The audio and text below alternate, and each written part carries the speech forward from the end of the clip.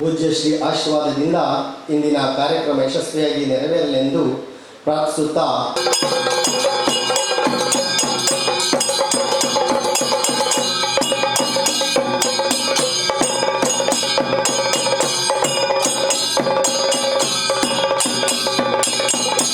ನಮಸ್ಕಾರಗಳು. ಹೃತ್ಪೂರ್ವಕ ಸ್ವಾಗತವನ್ನು ಕೋರುತ್ತೇನೆ. ಇವರಿಗೆ ಹಿರಿಯ ನ್ಯಾಯವಾದಿಯಾದ ಪಿ ಪ್ರಸನ್ನರವರು ಮಾಲಾರ್ಪಣೆಯಿಂದ ಸ್ವಾಗತ ಕೋರಬೇಕಂತ ವಿನಂತಿಸ್ತೇನೆ. ಪೂಜ್ಯರು ಮಹಾರಾಷ್ಟ್ರದ ಕೋಲ್ಹಾಪುರ ಸಮೀಪ ಕನೇರಿ ಕ್ಷೇತ್ರದ ಐತಿಹಾಸಿಕ ಸಿದ್ಧಗಿರಿ ಮಹಾಸಂಸ್ಥಾನ ಮಠದ 49ನೇ ಪೀಠಾಧಿಪತಿಗಳಾದ ಪರಮ ಪೂಜ್ಯ ಶ್ರೀ ಅದೃಶ್ಯ ಕಾಡುಸಿದ್ದೇಶ್ವರ ಸ್ವಾಮೀಜಿಯವರ ಆಧ್ಯಾತ್ಮಿಕತೆ, ಸಮಾಜ ಸೇವೆ ಮತ್ತು ಗ್ರಾಮೀಣಾಭಿವೃದ್ಧಿಯ ಮೂಲಕ ಅಪಾರ ಗೌರವ ಗಳಿಸಿದ್ದಾರೆ. 1989ರಲ್ಲಿ ಪೀಠಾರೋಹಣ ಮಾಡಿದ ಅವರು ಶಿಕ್ಷಣ, ಆರೋಗ್ಯ, ಸಾವಯವ ಕೃಷಿ, ಪರಿಸರ ಸಂರಕ್ಷಣೆ ಹಾಗೂ ಸ್ವಾವಲಂಬಿ ಗ್ರಾಮಗಳ ನಿರ್ಮಾಣಕ್ಕೆ ವಿಶೇಷ ಒತ್ತು ನೀಡುತ್ತಾ ಸಮಾಜಮುಖಿ ಸೇವೆ ಸಲ್ಲಿಸುತ್ತಿದ್ದಾರೆ. ಆಧ್ಯಾತ್ಮಿಕ ಮೌಲ್ಯಗಳೊಂದಿಗೆ ಮಾನವೀಯತೆ, ಪ್ರಕೃತಿ ಪ್ರೇಮ ಮತ್ತು ಭಾರತೀಯ ಸಂಸ್ಕೃತಿಯ ಉಳಿವಿನ ಸಂದೇಶವನ್ನು ಸಾರುತ್ತಿರುವ ಅವರು ಲಕ್ಷಾಂತರ ಭಕ್ತರ ಆರಾಧ್ಯ ಗುರುಗಳಾಗಿದ್ದಾರೆ. ಪೂಜ್ಯರನ್ನು ಮತ್ತೊಮ್ಮೆ ಈ ಸಭೆಗೆ ಸ್ವಾಗತಿಸುತ್ತಿದ್ದೇನೆ.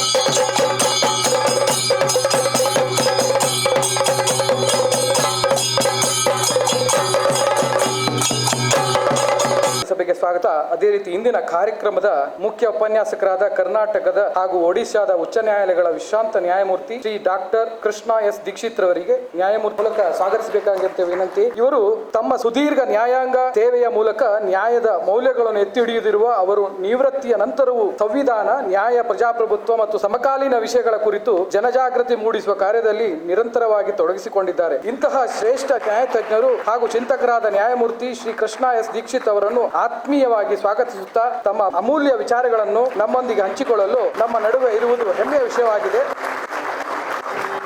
ಗೌರವವನ್ನು ಗಳಿಸಿದ್ದಾರೆ. ಅವರು ಉದ್ಯೋನ್ಮುಖ ನಾಯಕರಿದ್ದಾರೆ. ಪ್ರಸ್ತುತ ಅವರು ಬೆಂಗಳೂರು ವಕೀಲರ ಸಂಘದ ಅಧ್ಯಕ್ಷರಾಗಿ ಆಯ್ಕೆಯಾಗಿದ್ದು ಅವರು ವಕೀಲರ ಹಿತಾಸಕ್ತಿ, ನ್ಯಾಯಾಂಗ ಅಭಿವೃದ್ಧಿ ಹಾಗೂ ವೃತ್ತಿಪರ ಮೌಲ್ಯಗಳನ್ನು ಉತ್ತೇಜನಕ್ಕಾಗಿ ಸಮರ್ಪಿತವಾಗಿ ಸೇವೆ ಸಲ್ಲಿಸುತ್ತಿದ್ದಾರೆ. ಇವರಿಗೆ ನಮ್ಮ ಸಾಯಿ ಸುದರ್ಶನ್ ಅವರು ಮಾಲಾರ್ಪಣೆ ಮಾಡಿ ಸ್ವಾಗತಿಸಬೇಕಾಗಿ ವಿನಂತಿ.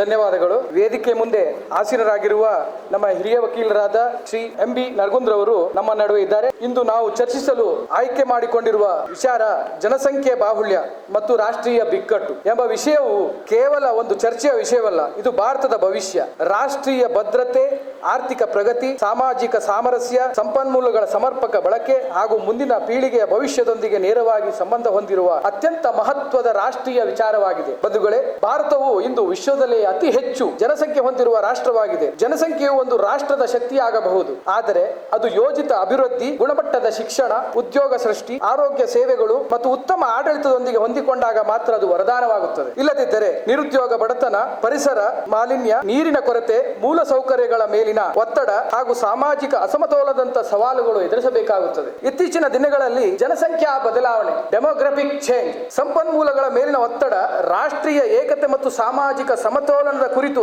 ದೇಶದ ವಿವಿಧ ವಲಯಗಳಲ್ಲಿ ವ್ಯಾಪಕ ಚರ್ಚೆಗಳು ನಡೆಯುತ್ತಿವೆ. ವಿವಿಧ ಸಮುದಾಯಗಳು ಜನಸಂಖ್ಯಾ ಪ್ರವೃತ್ತಿಗಳ ಕುರಿತು ಸಾರ್ವಜನಿಕ ವಲಯಗಳ ಚರ್ಚೆಗಳು ಮತ್ತು ಅಭಿಪ್ರಾಯ ವ್ಯಕ್ತವಾಗುತ್ತಿವೆ. ಇತಿಹಾಸವನ್ನು ಗಮನಿಸಿದಾಗ 1990ರಲ್ಲಿ ಕಾಶ್ಮೀರ ಕಣಿವೆಯಲ್ಲಿ ನಡೆದ ಘಟನೆಗಳನ್ನು ನಾವು ಮರೆಯಲು ಸಾಧ್ಯವಿಲ್ಲ. ಆ ಅವಧಿಯಲ್ಲಿ ಉಗ್ರಗಾಮಿ ಹಿಂಸಾಚಾರ ಮತ್ತು ಬೆದರಿಕೆಗಳಿಂದ ಅನೇಕ ಕಾಶ್ಮೀರಿ ಹಿಂದೂಗಳು ತಮ್ಮ ಮನೆ, ಆಸ್ತಿ, ಜೀವನೋಪಾಯವನ್ನು ಕಳೆದುಕೊಂಡರು. ಹಲವರು ಹತ್ಯೆಗೊಳಗಾದರು. ಲಕ್ಷಾಂತರ ಮಂದಿ ತಮ್ಮ ಪಾರಂಪರಿಕ ನೆಲೆಯನ್ನು ತೊರೆದು ದೇಶದ ವಿವಿಧ ಭಾಗಗಳಿಗೆ ಸ್ಥಳಾಂತರಗೊಳ್ಳಬೇಕಾಯಿತು. ಅನೇಕ ಕುಟುಂಬಗಳು ವರ್ಷಗಳ ಕಾಲ ನಿರಾಶ್ರಿತ ಶಿಬಿರಗಳಲ್ಲಿ ಬದುಕಬೇಕಾದ ಪರಿಸ್ಥಿತಿ ಎದುರಾಯಿತು. ತಮ್ಮ ಜನ್ಮಭೂಮಿಯನ್ನು ತೊರೆಯಬೇಕಾದ ಈ ಬಲವಂತದ ಸ್ಥಳಾಂತರವು ಸ್ವತಂತ್ರ ಭಾರತದ ಇತಿಹಾಸದ ಅತ್ಯಂತ ದುಃಖವಾದ ಅಧ್ಯಾಯಗಳಲ್ಲಿ ಒಂದೆಂದು ಪರಿಗಣಿಸಲಾಗುತ್ತದೆ ಬಂಧುಗಳೇ. ಈ ಘಟನೆ ನಮಗೆ ಒಂದು ಮಹತ್ವದ ಪಾಠವನ್ನು ಕಲಿಸುತ್ತದೆ. ಯಾವುದೇ ನಾಗರಿಕನು ತನ್ನ ಧರ್ಮ, ಭಾಷೆ ಮತ್ತು ಗುರುತಿನ ಕಾರಣದಿಂದ ಭಯಭೀತನಾಗಿ ತನ್ನ ನೆಲೆಯನ್ನು ತೊರೆಯುವ ಪರಿಸ್ಥಿತಿ ಉಂಟಾಗಬಾರದು. ಭಾರತದ ಸಂವಿಧಾನವು ಪ್ರತಿಯೊಬ್ಬ ನಾಗರಿಕನಿಗೂ ಸಮಾನ ಹಕ್ಕು, ಧಾರ್ಮಿಕ ಸ್ವಾತಂತ್ರ್ಯ, ಜೀವ ಮತ್ತು ಸ್ವಾತಂತ್ರ್ಯ ರಕ್ಷಣೆಯನ್ನು ಖಾತರಿಪಡಿಸುತ್ತದೆ ಬಂಧುಗಳೇ. ಈ ಮೌಲ್ಯಗಳನ್ನು ಕಾಪಾಡುವುದು ಸರ್ಕಾರದಷ್ಟೇ ಅಲ್ಲ, ನಮ್ಮೆಲ್ಲರ ಜವಾಬ್ದಾರಿಯಾಗಿದೆ. ಇತಿಹಾಸದ ಪಾಠ ಕಲಿಯುವುದು ಎಂದರೆ ಭೂತಕಾಲದ ನೋವನ್ನು ಮರುಕಳಿಸುವುದಲ್ಲ. ಅಂತಹ ದುರಂತಗಳು ಭವಿಷ್ಯದಲ್ಲಿ ಮರುಕಳಿಸದಂತೆ ರಾಷ್ಟ್ರೀಯ ಏಕತೆ, ಕಾನೂನಿನ ಆಳ್ವಿಕೆ, ಪರಸ್ಪರ ಗೌರವ ಮತ್ತು ಸಾಮಾಜಿಕ ಸಾಮರಸ್ಯವನ್ನು ಇನ್ನಷ್ಟು ಬಲಪಡಿಸುವ ಸಂಕಲ್ಪ ನಮ್ಮದಾಗಬೇಕು.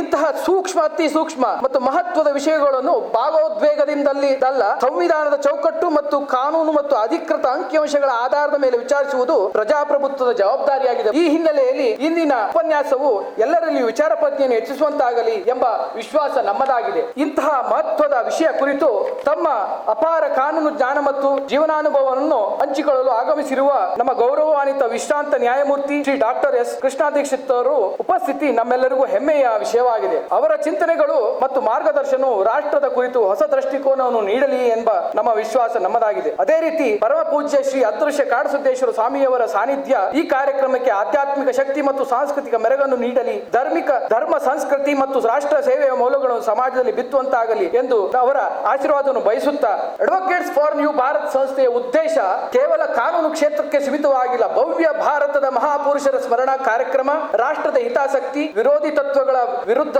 ನಿರಂತರ ಕಾನೂನಾತ್ಮಕ ಹೋರಾಟ ನಡೆಸುತ್ತಾ ಬಂದಿದೆ ಬಂಧುಗಳೇ. ಸಂವಿಧಾನಿಕ ಮೌಲ್ಯಗಳ ರಕ್ಷಣೆ, ರಾಷ್ಟ್ರದ ಹಿತದ ವಿಚಾರಗಳ ಕುರಿತು ಜಾಗೃತಿ ಮೂಡಿಸುವುದು, ಕಾನೂನು ಅರಿವು ಬೆಳೆಸುವುದು ಹಾಗೂ ಜವಾಬ್ದಾರಿಯುತ ನಾಗರಿಕ ಸಮಾಜ ನಿರ್ಮಾಣಕ್ಕೆ ತನ್ನದೇ ಆದ ಕೊಡುಗೆಯನ್ನು ನೀಡುವುದು ಸಂಸ್ಥೆಯ ಮುಖ್ಯ ಧ್ಯೇಯವಾಗಿದೆ ಬಂಧುಗಳೇ. ಈ ಕಾರ್ಯಕ್ರಮಕ್ಕೆ ಆಗಮಿಸಿದ ಪ್ರತಿಯೊಬ್ಬರಿಗೂ ಹೃತ್ಪೂರ್ವಕ ನಿಮ್ಮ ಅಮೂಲ್ಯ ಸಮಯವನ್ನು ಮೀಸಲಿಟ್ಟು ಈ ಕಾರ್ಯಕ್ರಮಕ್ಕೆ ಆಗಮಿಸಿರುವ ಪ್ರತಿಯೊಬ್ಬರಿಗೂ ನಮ್ಮ ಹೃತ್ಪೂರ್ವಕ ಕೃತಜ್ಞತೆಗಳು. ಕೊನೆಯಲ್ಲಿ ಮತ್ತೊಮ್ಮೆ ಎಲ್ಲಾ ಗಣ್ಯರನ್ನು ಸ್ವಾಗತಿಸುತ್ತಾ ಕೊನೆಯಲ್ಲಿ ಒಂದು ನಾನು ನಿದರ್ಶನವನ್ನು ಹೇಳಿ ನನ್ನ ಮಾತಿಗೆ ವಿರಾಮವನ್ನು ಹೇಳ್ತೇನೆ ಬಂಧುಗಳೇ. ಸರಿಸುಮಾರು 2013ನೇ ಇಸ್ವಿಯಲ್ಲಿ ನಾನು ಈ ವಕೀಲ ವೃತ್ತಿ 2011ಕ್ಕೆ ನನ್ನ ವಕೀಲ ವೃತ್ತಿ ಆರಂಭ ಆಯಿತು. 2013ರಲ್ಲಿ ನಾನು ಹೈಕೋರ್ಟ್ ನಲ್ಲಿ ನ್ಯಾಯ ವೃತ್ತಿ ನಡೆಸ್ತಾ ಇದ್ದೇನೆ, ವಕೀಲ ವೃತ್ತಿ ನಡೆಸ್ತಾ ಇದ್ದೆ. ಆಗ ನನ್ನ ಸ್ನೇಹಿತ ಸಾಗರದಿಂದ ಕಾಲ್ ಮಾಡ್ತಾನೆ, ನನ್ನ ಚಿಕ್ಕಪ್ಪ ಅಳ್ತಾ ಇದ್ದಾನೆ, ಅವರ ಮಗಳು, ಅವರು ಸಿಂಗಲ್ ಪೇರೆಂಟ್, ಅವರ ಮಗಳು ಮೈಸೂರಲ್ಲಿ ಬಿ ಇಂಜಿನಿಯರಿಂಗ್ ಕಲಿತಾ ಇದ್ದಾಗ ಯಾವುದೋ ಒಂದು ಫೇಸ್ಬುಕ್ ನಲ್ಲಿ ಒಬ್ಬ ಪರಿಚಯ ಆಗಿ ಅವಳು ಟ್ರ್ಯಾಪಲ್ಲಿ ಸಿಕ್ಕಾಕ ಬೀಳ್ತಾಳೆ.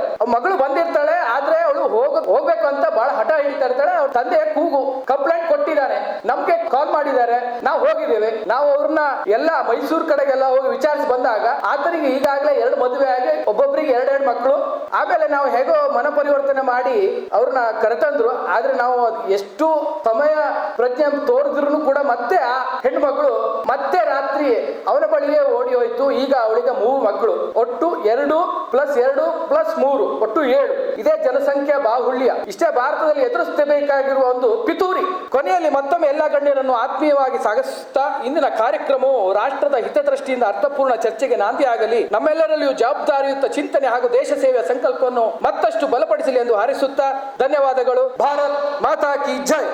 ಅಡ್ವೊಕೇಟ್ಸ್ ಫಾರ್ ನ್ಯೂ ಭಾರತ್ ಪರವಾಗಿ ಸ್ವಾಗತ ಭಾಷಣ ಮಾಡಿದ ಸಂಚಾಲಕರಾದ ತುಷಾರ್ ನಾಯಕ್ ಅವರಿಗೆ ಧನ್ಯವಾದಗಳು. ಇದೀಗ ಎಲ್ಲರೂ ಕಾತುರದಿಂದ ಕಾಯುತ್ತಿರುವ ಕ್ಷಣ, ಜನಸಂಖ್ಯಾ ಬಾಹುಳ್ಯ ಮತ್ತು ರಾಷ್ಟ್ರೀಯ ಬಿಕ್ಕಟ್ಟು ಎಂಬ ಸಮಕಾಲೀನ ಹಾಗೂ ಅತ್ಯಂತ ಮಹತ್ವದ ವಿಷಯದ ಕುರಿತು ತಮ್ಮ ಅಮೂಲ್ಯ ವಿಚಾರಗಳನ್ನು ಹಂಚಿಕೊಳ್ಳಲು ಪೂಜ್ಯ ಅದೃಶ್ಯ ಕಾಡು ಸಿದ್ದೇಶ್ವರ ಸ್ವಾಮೀಜಿಯವರ ಆಶೀರ್ವಚನವನ್ನು ಆಲಿಸಲು ಎಲ್ಲರ ಪರವಾಗಿ ಗೌರವಪೂರ್ವಕವಾಗಿ ಆಹ್ವಾನಿಸುತ್ತೇನೆ. ಸ್ವಾಮೀಜಿಯವ್ರಿಗೆ ಏನು ತೊಂದರೆ ಇಲ್ಲ, ನಿಮ್ಮ ಮೇಲೆ ಯಾವ್ದು ಆರ್ಡರ್ ಆಗಿಲ್ಲ. ಇನ್ನು ನಿಮ್ಮ ಭಾಷಣ ಆದ ಮೇಲೆ ಆರ್ಡರ್ ಆದ್ರೆ ನಾವು ಸತ್ಯ. ಸಹನಾವವತು ಸಹನೌ ಭುನಕ್ತು ಸಹ ವೀರ್ಯಂ ಕರವಾವಹೈ ತೇಜಸ್ವಿನಾವಧೀತಮಸ್ತು ಮಾ ವಿದ್ವಿಷಾವಹೈ. ಓಂ ಶಾಂತಿ ಶಾಂತಿ ಶಾಂತಿ. ಹೊಸ ಭಾರತಕ್ಕಾಗಿ ವಕೀಲರು ಈ ಸಂಘಟನೆ ಆಯೋಜಿಸಿದಂಥ ಜನಸಂಖ್ಯಾ ಬಾಹುಳ್ಯ ಮತ್ತು ರಾಷ್ಟ್ರೀಯ ಬಿಕ್ಕಟ್ಟು ಅನ್ನುವ ವಿಷಯವನ್ನು ಕುರಿತು ಒಂದು ಅವಲೋಕನೆಗಾಗಿ ಇವತ್ತಿನ ಈ ಸಭೆಯನ್ನು ಆಯೋಜಿಸಲಾಗಿದೆ. ಸಭೆಯ ಮುಖ್ಯ ವಕ್ತಾರರಾಗಿ ಶ್ರೇಷ್ಠ ನ್ಯಾಯಾಧೀಶ, ಕರ್ನಾಟಕ ಮತ್ತು ಒಡಿಶಾದ ಹೈಕೋರ್ಟ್ನ ನ್ಯಾಯಾಧೀಶರಾಗಿ ನಿವೃತ್ತರಾಗಿರುವಂತಹ ಚಿಂತಕರು ಜಸ್ಟಿಸ್ ಕೃಷ್ಣ ದೀಕ್ಷಿತ್ ರಲ್ಲಿಯೂ ಮತ್ತು ವಕೀಲರ ಸಂಘದ ಅಧ್ಯಕ್ಷರಾದಂತಹ ಅಡ್ವೊಕೇಟ್ ವಿವೇಕ್ ಸುಬ್ಬಾರೆಡ್ಡಿ ಅವರಲ್ಲಿಯೂ ಹಾಗೂ ಹಿರಿಯರಾದಂಥ ಎಲ್ಲ ನ್ಯಾಯವಾದಿಗಳಲ್ಲಿಯೂ ಅನ್ಯರಲ್ಲಿಯೂ ಅನಂತ ವಂದನೆಗಳು. ನನಗೆ ಭಾಳ ಈ ಕಡೆ ಕನ್ನಡ ಮಾತಾಡೋಕ್ಕೆ ಬರೋದಿಲ್ಲ. ನಾ ಮಾತಾಡೋ ಹೊತ್ತಿನಾಗ ಸ್ವಲ್ಪ ಗ್ರಾಮೀಣ ಮನುಷ್ಯ ಅದೀನಿ. ನನ್ನ ಭಾಷೆ ನಿಮಗೆ ತಿಳಿಯುತ್ತಾ ಅಂತ ನನಗೆ ಅನ್ಸುತ್ತೆ. ಅವ್ರು ಸಾಯ್ಬರ್ದಾಗ ಅವ್ರು ಸಾಯ್ಬರ್ ಭಾಷೆದಾಗ ಮಾತಾಡಿದ್ರು, ನಾನು ಹಳ್ಳಿ ಮನುಷ್ಯ ಅದೀನಿ, ಹಳ್ಳಿ ಭಾಷೆದಾಗ ಮಾತಾಡ್ತೀನಿ. ಜನಸಂಖ್ಯೆ ಹೆಚ್ಚಾಗ್ತಾ ಇದೆ. ನಮ್ಮ ದೇಶದ್ದು ಎಲ್ಲ ಹೇಳಿದ್ರು. ನಮ್ಮ ದೇಶದ್ದು ಒಟ್ಟು ಕ್ಷೇತ್ರ 8,82,000 ಸ್ಕ್ವೇರ್ ಕಿಲೋಮೀಟರ್ ಈ ದೇಶದ ಒಟ್ಟು ಕ್ಷೇತ್ರಫಲ. ಅದರಲ್ಲಿ 7,500 ಕಿಲೋಮೀಟರ್ ಸಮುದ್ರದ ಸೀಮೆ ಇದೆ. ಆಮೇಲೆ 15,500 ಕಿಲೋಮೀಟರ್ ಭೂ ಸೀಮೆ ಇದೆ. ಅಕ್ಕಪಕ್ಕದ ದೇಶಗಳಿಗೆ ಹೊಂದ್ಕೊಂಡಂತ ಸೀಮೆ. ಇಲ್ಲಿರುವಂಥ ರಾಜ್ಯಗಳು, ಕೇಂದ್ರ ಶಾಸಿತ ಪ್ರದೇಶಗಳು ತಮ್ಗೆ ಗೊತ್ತು. 7,100 ಜಿಲ್ಲೆಗಳಿವೆ. ಸುಮಾರು 1,500 ತಹಸೀಲ್ಗಳಿವೆ. ಸ್ವಾತಂತ್ರ್ಯ ಪೂರ್ವದಲ್ಲಿ ಸರ್ ಹೇಳ್ದಂಗ ನಾವೊಂದು 40 ಕೋಟಿ ಇದ್ದೀವಿ, 30 ಕೋಟಿ ಇಲ್ಲಿ ಉಳಿದೀವಿ, ಒಂದು 10 ಕೋಟಿ ಆ ಕಡೆ ಹೋಗಿದ್ರು. ಆನಂತರದ ಕಾಲದಲ್ಲಿ ಎಷ್ಟು ಜನ ಅಲ್ಲಿ ನಮ್ಮ ಮಂದಿ ಉಳ್ಕೊಂಡಿದ್ರು ಹಿಂದೂಗಳು ಪಾಕಿಸ್ತಾನದಲ್ಲಿ, ಅಷ್ಟೇ ಮುಸಲ್ಮಾನರು ಈ ಕಡೆ ಉಳ್ಕೊಂಡು ಎಷ್ಟು ಉಳ್ಕೊಂಡಿದ್ರು ಅಂತ ನಮ್ಗೆ. ಎಷ್ಟು ಜನ ಅಲ್ಲಿದ್ರು ಅಷ್ಟೇ ಜನ ಇಲ್ಲಿ ಅವ್ರು ಉಳ್ಕೊಂಡಿದ್ರು. ಆದ್ರೆ ಇವತ್ತಿನ ದಿವಸ ನೋಡಿದ್ರೆ ಅಲ್ಲೇ ನಮ್ಮವ್ರು ಎಷ್ಟು ಜನ ಉಳ್ದಾರ, ಇಲ್ಲಿ ಉಳ್ದವ್ರು ಎಷ್ಟು ಜನ ಹೆಚ್ಚಾಗಿ. ಇದನ್ನ ನೋಡಿದ್ರೆ ತಮ್ಗೆ ಅಂದಾಜು ಬರುತ್ತೆ. ಯಾಕಂದ್ರ ಅವತ್ತು 10 ಕೋಟಿ ಹೋಗಿದ್ರಲ್ಲ, ಅವ್ರು ಈಗ ಸುಮಾರು 40 ಕೋಟಿಗೆ ಬಂದಿದ್ದಾರೆ. 2 ಕೋಟಿ ಬಾಂಗ್ಲಾ ಮತ್ತು ಪಾಕಿಸ್ತಾನ ಸೇರಿ 23ರಿಂದ 28% ಇದ್ರು ಆ ಜನಸಂಖ್ಯೆ. ಅವ್ರೀಗ 2-3% ಬಂದಿದ್ದಾರೆ. ನಮ್ಮಲ್ಲಿ 28% ನಮ್ಮ ಜನ ಏನಿದ್ರು, ಇಲ್ಲಿ ನಮ್ಮ ದೇಶದ ಜನಸಂಖ್ಯೆ ಇದನ್ನ ನೋಡಿದ್ರೆ ಅವಾಗ 4-6% ಇದ್ರು ಏನೋ. ಈಗ ಸುಮಾರು ಒಂದು 20% ದಾಟಿ ಮುಂದೆ ಹೋಗ್ಯಾರ. ಎಲ್ಲರೂ ದಾಟ. ಜನಸಂಖ್ಯೆ ಹೆಚ್ಚಾಗೋದ್ರ ಜೊತೆಗೆ ಈ ಜನಸಂಖ್ಯಾ ಬದಲಾವಣೆ ಏನಿದೆ ಅದನ್ನ ತಾವು ನೋಡಿದ್ರೆ ಒಟ್ಟು 9 ರಾಜ್ಯಗಳು ಹಿಂದೂಗಳು ಅಲ್ಪಸಂಖ್ಯಾತರಾಗಿದ್ದಾರೆ. 9 ರಾಜ್ಯಗಳು. ನಮ್ಮ ಒಟ್ಟು 30 ರಾಜ್ಯ. 750 ಜಿಲ್ಲೆಗಳಲ್ಲಿ 200 ಜಿಲ್ಲೆಗಳು ಒಂದು ಕಮ್ಯುನಿಟಿ ಹೆಚ್ಚಾಗೈತಿ. ಮುಸ್ಲಿಮ್ರು ಹೆಚ್ಚಾಗಿದ್ದಾರೆ, ಹಿಂದೂಗಳು ಕಡಿಮೆ ಆಗಿದ್ದಾರೆ. ಅಥವಾ ಕ್ರಿಶ್ಚಿಯನ್ರು ಹೆಚ್ಚಾಗಿದ್ದಾರೆ, ಹಿಂದೂಗಳು ಕಡಿಮೆ ಆಗಿದ್ದಾರೆ. ಮೊದಲಿದ್ದವ್ರು ಎಲ್ಲರೂ ಹಿಂದೂಗಳೇ ಇತ್ತು. ಸೀಮಾ ಭಾಗದ ದೇಶದ ಸೀಮೆಯಲ್ಲಿರುವಂತ 300 ತಹಸೀಲುಗಳಲ್ಲಿ ಹಿಂದೂಗಳು ಅಲ್ಪಸಂಖ್ಯಾತರಾಗಿದ್ದಾರೆ. ಅದು ಬಾರ್ಡರ್ನಲ್ಲಿ. ಒಳಗಡೆ ಏನೇನೋ ಸಾಕಷ್ಟು ಆಗಿದೆ. ನಮ್ಮ ಸುತ್ತಮುತ್ತ ಯಾರಿದ್ದಾರೆ ಅಂತ ನಾವು ಒಂದ್ಸಾರಿ ನೋಡಿದ್ರೆ ನಮ್ಮ ದೇಶದ ಬಂದಿರುವ ಬಿಕ್ಕಟ್ಟು ಏನು, ಸಂಖ್ಯೆ ಹೆಚ್ಚಾಗಿದ್ದು ಯಾರ್ದು ಅನ್ನೋದನ್ನು ಸರ್ ಹೇಳಿದ್ರು. ನಾವು ಯಾರ ಸಂಖ್ಯೆ ಹೆಚ್ಚಾಗ್ತಾ ಇದೆ, ಆಮೇಲೆ ನಮ್ಮ ಸುತ್ತಮುತ್ತ ಯಾರಿಗೆ ಅನುಕೂಲ ಆಗುವಂಥ ಜನ ಇದ್ದಾರೆ. ಒಂದ್ ಕಡೆ ಭೂಟಾನ್ ಇದೆ. ಆ ಭೂಟಾನ್ದವರು ನಮ್ಮ ಗಂಡತಂಬರು ಅಲ್ಲ, ನಮ್ಮ ಸಂಬಂಧಿಕರು ಅಲ್ಲ. ಯಾವಾಗಾರ ಒಂಜರ ಬೇಸಿರ್ತಾರ, ಯಾವಾಗಾರ ಒಂಜರ ಮತ್ತೇನೇನ ಕ್ಯಾಗಮತಿ ಮಾಡ್ತಾರೆ. ಮ್ಯಾನ್ಮಾರ್ ತಾವು ನೋಡಿರಿ, ಯಾವಾಗೂ ನಮ್ಮ ಜೊತೆ ನಮ್ಮವರಾಗಿ ಇಲ್ಲಿವರೆಗೂ ಸ್ವಾತಂತ್ರ್ಯ ನಂತರ ಅವ್ರು ಉಳ್ಕೊಂಡಿಲ್ಲ. ಬಾಂಗ್ಲಾದೇಶ್ ನೋಡಿರಿ, ನಮ್ದ ತಿಂದ್ರು ನಮ್ದ ಉಂಡ್ರು, ಈಗ ಹೆಂಗ್ ಹೊಳ್ಳಿ ಬಿದ್ರು ಅನ್ನೋದನ್ನು ನಾವು ನೋಡ್ತೀವಿ. ಅವ್ರು ಏನಿದ್ರಲ್ಲ ಅವ್ರ ಮೂಲ ಸ್ವಭಾವವನ್ನು ಅವ್ರು ತೋರಿಸಿದ್ರು ಅಂತ ಈಗೆಲ್ಲರೂ ಅಂತಾರ. ನಾ ಅನ್ನೋದಿಲ್ಲ, ಜನ ಅಂತಾರ. ನಾವೇ ಅವ್ರಿಗೆ ಜನ್ಮ ಕೊಟ್ಟವ್ರು. ಕೋಟಿ ಜನ. ಇನ್ನೂ ಸಹಿತ ನಾವು ಅವತ್ತಿನ ಯುದ್ಧದೊಳಗ ಏನ್ ಹಣ ಖರ್ಚು ಮಾಡಿದ್ವಿ ಅದ್ರೊಳಗ 5 ಪೈಸೆ ಟ್ಯಾಕ್ಸ್ ಇವತ್ತು ತುಂಬ್ತಾ ಇದ್ದೀವಿ. 71ರ ಯುದ್ಧಕ್ಕೆ ಏನ್ ಖರ್ಚು ಮಾಡಿತ್ತು ಅವಾಗ ಅದರ ಹಣ ಇವತ್ತು ತುಂಬ್ತಾ ಇದ್ದೀವಿ. ಆದಾಗ್ಯೂ ಬಾಂಗ್ಲಾದೇಶಿಗರು ಏನ್ ಮಾಡಿದ್ರು ಅಂತ ಅನ್ನೋದನ್ನು ನಾವು ನೋಡ್ತೀವಿ. ಆ ನಂತರ ಪಾಕಿಸ್ತಾನದಲ್ಲಿ ಹೋದ್ರೆ ತಮ್ಗೆ ಗೊತ್ತೇ ಇದೆ, ಸ್ವಾತಂತ್ರ್ಯ ಸಮಯದಲ್ಲಿ 14 ಆಗಸ್ಟ್ ದಿಂದ 14 ಸೆಪ್ಟೆಂಬರ್ವರೆಗೆ ಸುಮಾರು ಒಂದು 25ರಿಂದ 30 ಲಕ್ಷ ಜನರ ಕಗ್ಗೊಲೆಯನ್ನು ಮಾಡಿ ಒಟ್ಟಾಗಿತ್ತು. ಅಷ್ಟಾಗಿನೂ ಸಹಿತ ಯಾರು ಉಳಿದ್ರು ಅಲ್ಲಿ ಆ ಉಳಿದವ್ರನ್ನ ಕರ್ಕೊಂಡು ಬರುವ ಸಲುವಾಗಿ ಆಗಿನ ರಕ್ಷಾ ಮಂತ್ರಿಗಳಾಗಿದ್ದಂತ ಸರ್ದಾರ್ ಬಲ್ದೇವ್ ಸಿಂಗ್ ಅವರು ಪ್ರೈಮ್ ಮಿನಿಸ್ಟರ್ಗೆ ಹೇಳಿದ್ರು, ನೀವು ಸ್ವಲ್ಪ ಅಲ್ಲಿ ನಮ್ಮ ಜನ ಏನು ಉಳಿದಾರ ಅವ್ರನ್ನ ಸುರಕ್ಷಿತ ಕರ್ಕೊಂಡು ಬರುವ ಸಲುವಾಗಿ ಅಥವಾ ಸುರಕ್ಷಿತ ಅವ್ರನ್ನ ಹೊರಗೆ ಹಾಕುವ ಸಲುವಾಗಿ, ಪಾಕಿಸ್ತಾನದಿಂದ ಹೊರಗೆ ಹಾಕುವ ಸಲುವಾಗಿ ಗೋಳ್ವಲ್ಕರ್ ಗುರೂಜಿ ಅವ್ರ ಜೊತೆ ಚರ್ಚೆ ಮಾಡಬೇಕು, ಅವ್ರಿಗೆ ವಿನಂತಿ ಮಾಡ್ಕೋಬೇಕು ನೀವು. ಯಾಕಂತಂದ್ರೆ ನಾವು ಯಾರ ಭರವಸೆಯ ಮೇಲಿಲ್ಲ, ಹಾಗೆ ದೇವರ ಭರವಸೆಯ ಮೇಲೆ ಬಿಟ್ಟು ಬಂದಿದ್ದಾರೆ ಕೆಲವು ಜನ. ಇನ್ನು ಉಳಿದವರೆಲ್ಲ ದೇವರ ಭರವಸೆ ಮೇಲಿದ್ದಾರೆ. ಅವ್ರ ಜೀವಂತ ಹೊರಗೆ ಬರುವ ಸಲುವಾಗಿ ಸಂಘದ ಕಾರ್ಯಕರ್ತರು ಪ್ರಾಣಗಳನ್ನ ಪಣಕ್ಕಿಟ್ಟು ಅಲ್ಲಿ ಹಿಂದೂಗಳನ್ನ ಹೊರಗೆ ತೆಗಿತಾರೆ. ನೀವು ಇನ್ನಷ್ಟು ವಿನಂತಿ ಮಾಡ್ಕೊಳ್ಳಿ. ಅಲ್ಲಿ ದಿನಾಲು ಸ್ವಯಂ ಸೇವಕರು ಸಾಯ್ತಾ ಇತ್ತು, ಆದ್ರೆ ನಮ್ಮ ಜನರನ್ನ ಹೊರಗೆ ತೆಗಿತಾರೆ. ಅದೇ ಸಮಯದೊಳಗ ನಮ್ಮವರೇ ಆದಂಥವ್ರು ಕೆಲವರು ಇಚ್ಛೆ ಪಟ್ಟು ಹೋದ್ರು. ಬ್ಯಾರಿಸ್ಟರ್ ಅಂಬೇಡ್ಕರ್ ಅವ್ರು ಈ ಕಡೆ ಉಳಿದ್ರೆ ಇನ್ನೊಬ್ರು ಆ ಕಡೆ ಹೋಗಿದ್ರು. ಜೋಗೇಂದ್ರನಾಥ್ ಮಂಡಲ್ ಅವರು ಅವ್ರಿಗೆ ಒಂದೇ ವರ್ಷದಲ್ಲಿ ಭ್ರಮ ನಿರಸನೆ ಆಯ್ತು. ನಮ್ಮ ದಲಿತ ಬಾಂಧವರನ್ನು ಕಟ್ಕೊಂಡು ಅವರೊಂದು ದೊಡ್ಡ ದೇಶ ಕಟ್ಟಬೇಕು ಅಂತ ಹೋಗಿದ್ರು. ಒಂದೇ ವರ್ಷದೊಳಗೆ ಭ್ರಮ ನಿರಸನೆ ಆಯ್ತು, ಕಗ್ಗೊಲೆ ಆಯ್ತು ನಮ್ಮ ಜನರದು. ನಮ್ಮ ತಾಯಂದಿರ ಹತ್ಯೆ ಹೇಗಾಯ್ತು, ಅತ್ಯಾಚಾರ ಹೇಗಾಯ್ತು, ಇದನ್ನ ಓದ್ಬೇಕು ನಾವು. ಅಂಥದ್ರೊಳಗ ಆ ಮನುಷ್ಯ ಓಡಿ ಬಂದ. ಆ ದೇಶದ ಕಾನೂನು ಮಂತ್ರಿ ಆಗಿದ್ದ ಮನುಷ್ಯ ಓಡಿ ಬಂದ. ಬಂಗಾಲದ ನಿರಾಶ್ರಿತರ ಶಿಬಿರದಲ್ಲಿ ಅವ ಚಿಟ್ಕಾವದವನು ಮೊದಲು. ಬಂಗಾಲದ ನಿರಾಶ್ರಿತರ ಶಿಬಿರದೊಳಗ ಬೇವಾರಸ್ ಪದ್ಧತಿಯಲ್ಲಿ ಸತ್ತು. ಡೆಮೋಗ್ರಫಿ ಚೇಂಜ್ ಆಯ್ತು ಅಂತಂದ್ರೆ ಏನಾಗ್ತದೆ ನಮ್ಮ ದೇಶದಲ್ಲಿ ಸತ್ತ.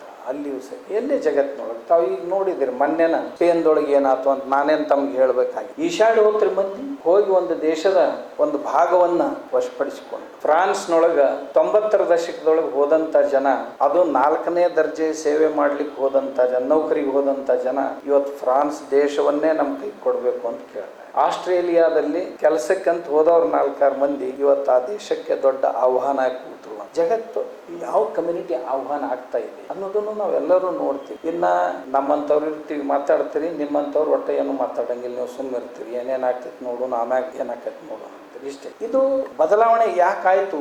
ಮೊದಲು ಜನಸಂಖ್ಯೆ ಹೆಚ್ಚಾಗಕ್ಕಾಯ್ತು, ಯಾರ್ದಾಯ್ತು ಅನ್ನೋದು ತಮ್ಗೆ ಗೊತ್ತ. ಜನಸಂಖ್ಯೆ ಹೆಚ್ಚಾಯ್ತು, ಆಗ ಅವ್ರದ್ದಾಯ್ತು. ಅವ್ರ ಜನಸಂಖ್ಯೆ ಹೆಚ್ಚಾಯ್ತು ಅಂದ್ರೆ 2011 ನಾವು ಇನ್ನೂ ಸೆನ್ಸಸ್ ತಗೊಂಡು ಮಾತಾಡ್ತೀವಿ. 21ಕ್ಕೆ ಆಗ್ಬೇಕಾಗಿತ್ತು, ಕೋವಿಡ್ ಬಂತು, ಈಗ ಆಗಿದೆ. ಇನ್ನು ಅಂಕಿಅಂಶಗಳು ಬರ್ಬೇಕು ಬಂದ ನಂತರ ನಮ್ಗೆ ಗೊತ್ತಾಗೈತಿ ನಮ್ಮ ಸ್ಥಿತಿ ಏನೈತಿ. ನಮ್ಮ ದೇಶದ ಜನಸಂಖ್ಯೆ ಹೆಚ್ಚಾಗೋದ ಕಾರಣಗಳು ಏನೇ? ಒಂದು ರಾಷ್ಟ್ರಭಕ್ತಿ ಮತ್ತು ರಾಷ್ಟ್ರದ ಕುರಿತಾದಂತ ಒಂದು ಕಳಕಳಿ ಇತ್ತು ಅಂತಂದ್ರೆ ಅವ್ರ ದೇಶಕ್ಕೆ ಹೇಗಬೇಕು ಹಾಗೆ ಇರಬೇಕು ಅಂತ ವಿಚಾರ ಮಾಡ್ತಾರೆ. ಎರಡನೇದ್ದು ನಮ್ಮ ಅಜ್ಞಾನ, ನಾ ಏನ್ ಮಾಡಿದ್ರೆ ಏನಾಗುತ್ತೆ ಅನ್ನೋದು ಗೊತ್ತಿಲ್ಲ. ಮೂರನೇದ್ದು ಜನಸಂಖ್ಯೆ ಹೆಚ್ಚು ಮಾಡೋದು ಯಾಕಂತಂದ್ರೆ ಸಂವಿಧಾನಾತ್ಮಕವಾಗಿ ಈ ದೇಶ ನಡೆದಿದ್ರೆ ಸಂವಿಧಾನಾತ್ಮಕವಾಗಿನೇ ಈ ದೇಶವನ್ನು ನಮ್ಮ ಕೈಯಲ್ಲಿ ತಗೋಬೇಕು ಅಂದ್ರೆ 2047 ಸುಮಾರಿಗೆ ಈಗ ಹೆಂಗ್ ನಡೆದೈತಿ ಹಿಂಗ ನಡ್ಕೊಂತ ಹೋಯ್ತು ಅಂದ್ರೆ 47 ಸುಮಾರಿಗೆ ಪ್ರಜಾಪ್ರಭುತ್ವದ ಪದ್ಧತಿಯಲ್ಲಿಯೇ ಭಾರತ ಸರ್ಕಾರವನ್ನು ಕೈಯಲ್ಲಿ ತಗೊಳ್ಳಿಕ್ ಬರ್ತದ. ಆಮ್ಯಾಗ ಒಂದೇ ದಿನದಲ್ಲಿ ಈ ಸಂವಿಧಾನವನ್ನ ಅಬಾಲಿಷ್ ಮಾಡಿ ಮತ್ತೇನನ್ನು ಹೊಸ ಸಂವಿಧಾನ ತರ್ಲಿಕ್ಕೆ ಬರ್ತೈತಿ ಅನ್ನುವಂತ ಒಂದು ಉದ್ದೇಶ. ನಾನು ಆ ಕಡೆ ಈ ಕಡೆ ಓದಿದ್ದು ಒಂದು ದೊಡ್ಡ ಹಿಡನ್ ಅಜೆಂಡಾ, ಭಾರತವನ್ನ ಇಸ್ಲಾಮಿಕ್ ಸಾಮ್ರಾಜ್ಯದ ರಾಜಧಾನಿಯನ್ನಾಗಿ ಮಾಡಬೇಕು. ಯಾಕೆಂದ್ರೆ ಸುತ್ತಮುತ್ತಲು 2 ಗಂಟೆ ಅಂತರದಲ್ಲಿ ವಿಮಾನದಿಂದ ಇಡೀ ಎಲ್ಲ ದೇಶಗಳು, ಮುಸ್ಲಿಂ ಕಂಟ್ರಿಗಳು ಇಲ್ಲಿರೋದ್ರಿಂದ, ಆಮೇಲೆ ಇದು 100 ಕೋಟಿ 140 ಕೋಟಿ ದೇಶ ಇರೋದ್ರಿಂದ ಇದನ್ನು ಒಂದ್ಸಾರಿ ಮಾಡಿದೀವಿ ಅಂದ್ರೆ ಜಗತ್ತಿನಲ್ಲಿ ನಾವೇ ನಂಬರ್ 1 ಆಗ್ತೀವಿ. ಇಡೀ ಜಗತ್ತಿನ ಮಾರುಕಟ್ಟೆಯನ್ನ ನಾವೇ ನಿಯಂತ್ರಿಸ್ತೀವಿ. ಇಡೀ ಜಗತ್ತಿನ ಸಂರಕ್ಷಣೆಯನ್ನು ಸಹಿತ ನಾವೇ ಮಾಡ್ತೀವಿ.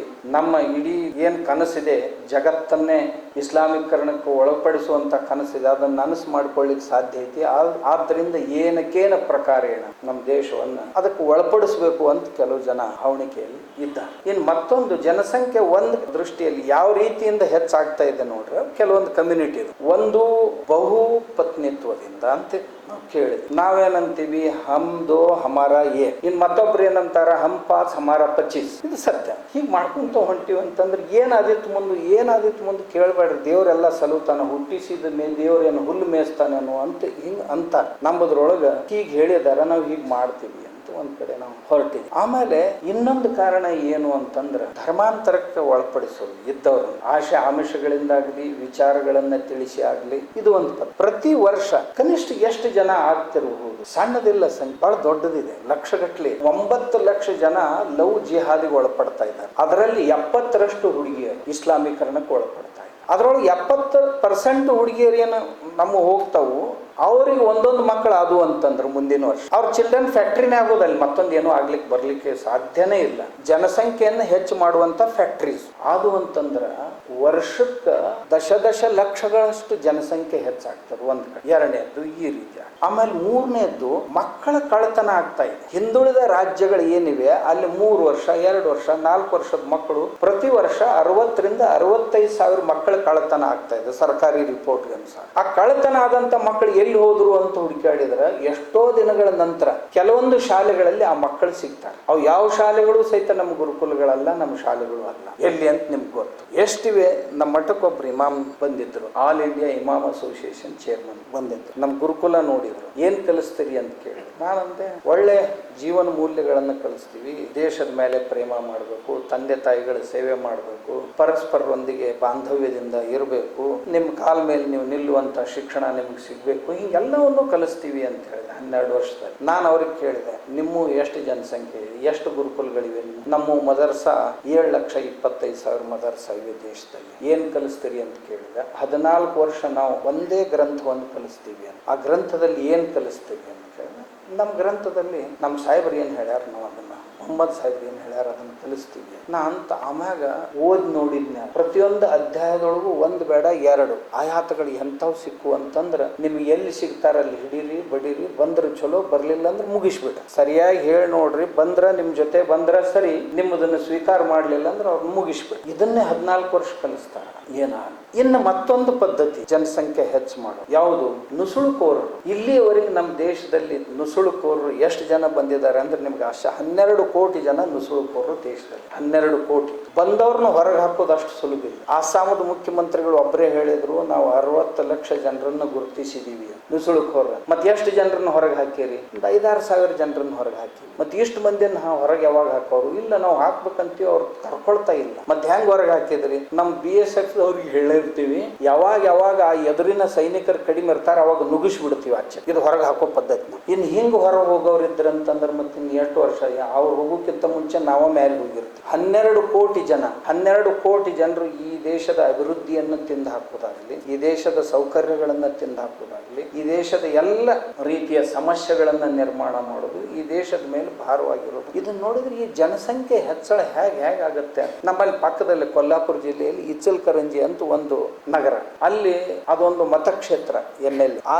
MLA ಮತಕ್ಷೇತ್ರದಲ್ಲಿ ಈ 10 ವರ್ಷಗಳ ಹಿಂದೆ 15,000 ಜನ ವೋಟರ್ಸ್ ಇತ್ತು. ಈ 10 ವರ್ಷಗಳ ನಂತರ ಅಲ್ಲಿ ಮೊನ್ನೆ 2024ರಲ್ಲಿ ಇಲೆಕ್ಷನ್ ಆಯ್ತಲ್ಲ, ಇಲೆಕ್ಷನ್ ಆದಾಗ ಎಷ್ಟು ಜನ ಮತದಾರ ಹೆಚ್ಚಾಗಿದ್ರು ಅಂದ್ರೆ ಒಂದೇ ಮತಕ್ಷೇತ್ರದಲ್ಲಿ 47,000 ಆಗಿ. ಮೊದಲು 16,000 ಇದ್ದವ್ರು ಈಗ 47,000. ಇಷ್ಟು ಮಂದಿ ಹುಟ್ಟಾಕಂತರೂ ಸಾಧ್ಯ ಇಲ್ಲ, ಇಷ್ಟು ಪ್ರೊಡಕ್ಷನ್ ಮಾಡಕ್ ಆಗುದಿಲ್ಲ. ಆಮ್ಯಾಗ ಇಷ್ಟು 3 ವರ್ಷ 10 ವರ್ಷದಾಗ ವೋಟಿಂಗ್ನು ಮಾಡಕ್ ಸಾಧ್ಯ ಇಲ್ಲ. ಸಣ್ಣ ಹುಡುಗರು ಒಮ್ಮೆಗೆ ಇಷ್ಟೇನು ವೋಟರ್ಸ್ ಆಗ್ಲಿಕ್ಕೆ ಸಾಧ್ಯ ಇಲ್ಲ. ಹಾಗಂದ್ರೆ ಎಲ್ಲಿಂದ ಬಂದ್ರು? ಹೇಗೆ ಬಂದು ಪ್ರಯತ್ನ ಪೂರ್ವಕವಾಗಿ ಇದನ್ನು ಮಾಡೋದು. ತಾವು ಪಶ್ಚಿಮ ಬಂಗಾಳ ನೋಡಿರ್ಬೇಕು, 91 ಲಕ್ಷ SIRದೊಳಗೆ ಅನಧಿಕೃತವಾಗಿ ಇವ್ರು ಬಂದವರು ಅಂತ ಡಿಕ್ಲೇರ್. ಇನ್ನು 23 ಲಕ್ಷ ಜನರದ ನಿರ್ಣಯ ಆಗ್ಬೇಕಾಗಿದೆ. ಹಾಗಾದ್ರೆ ಹೋದ್ರೇನು ಎಲ್ಲರೂ? ಇವರು ಇಲ್ಲ, ಆ ಕಡೆ ಹೋಗ್ಲಿಲ್ಲ. ಆ ಕಡೆ SIRದೊಳಗೆ ಅವ್ರು ಡಿಕ್ಲೇರ್ ಮಾಡಿ ಹೊರಗೆ ತೆಗಿಯಾಕತ್ತಿದ ಕೂಡಲೇ ಕೆಲವು ಜನ ಕರ್ನಾಟಕಕ್ಕೆ ಬಂದರು, ಕೆಲವು ಜನ ಆಂಧ್ರಕ್ಕೆ ಹೋದ್ರು, ಕೆಲವು ಜನ ಕೇರಳಕ್ಕೆ ಹೋದ್ರು. ಅವ್ರಂತಾರ ನಮ್ಗೆ ವೋಟಿಂಗ್ ಕೊಟ್ಟರು ಕೊಡದೇ ಇದ್ರು ಪರವಾಗಿಲ್ಲ, ಇಲ್ಲಿ ಉಂಡು ತಿಂದು ನಾವು ಇರ್ತೀವಿ, ಅಲ್ಲಿ ಹೋಗ್ಲಿಕ್ಕೆ ಸಾಧ್ಯ ಇಲ್ಲ. ಹೀಗೆ ಬರ್ತಾನೆ ಹೋದ್ರು ಅಂದ್ರೆ ಯಾವ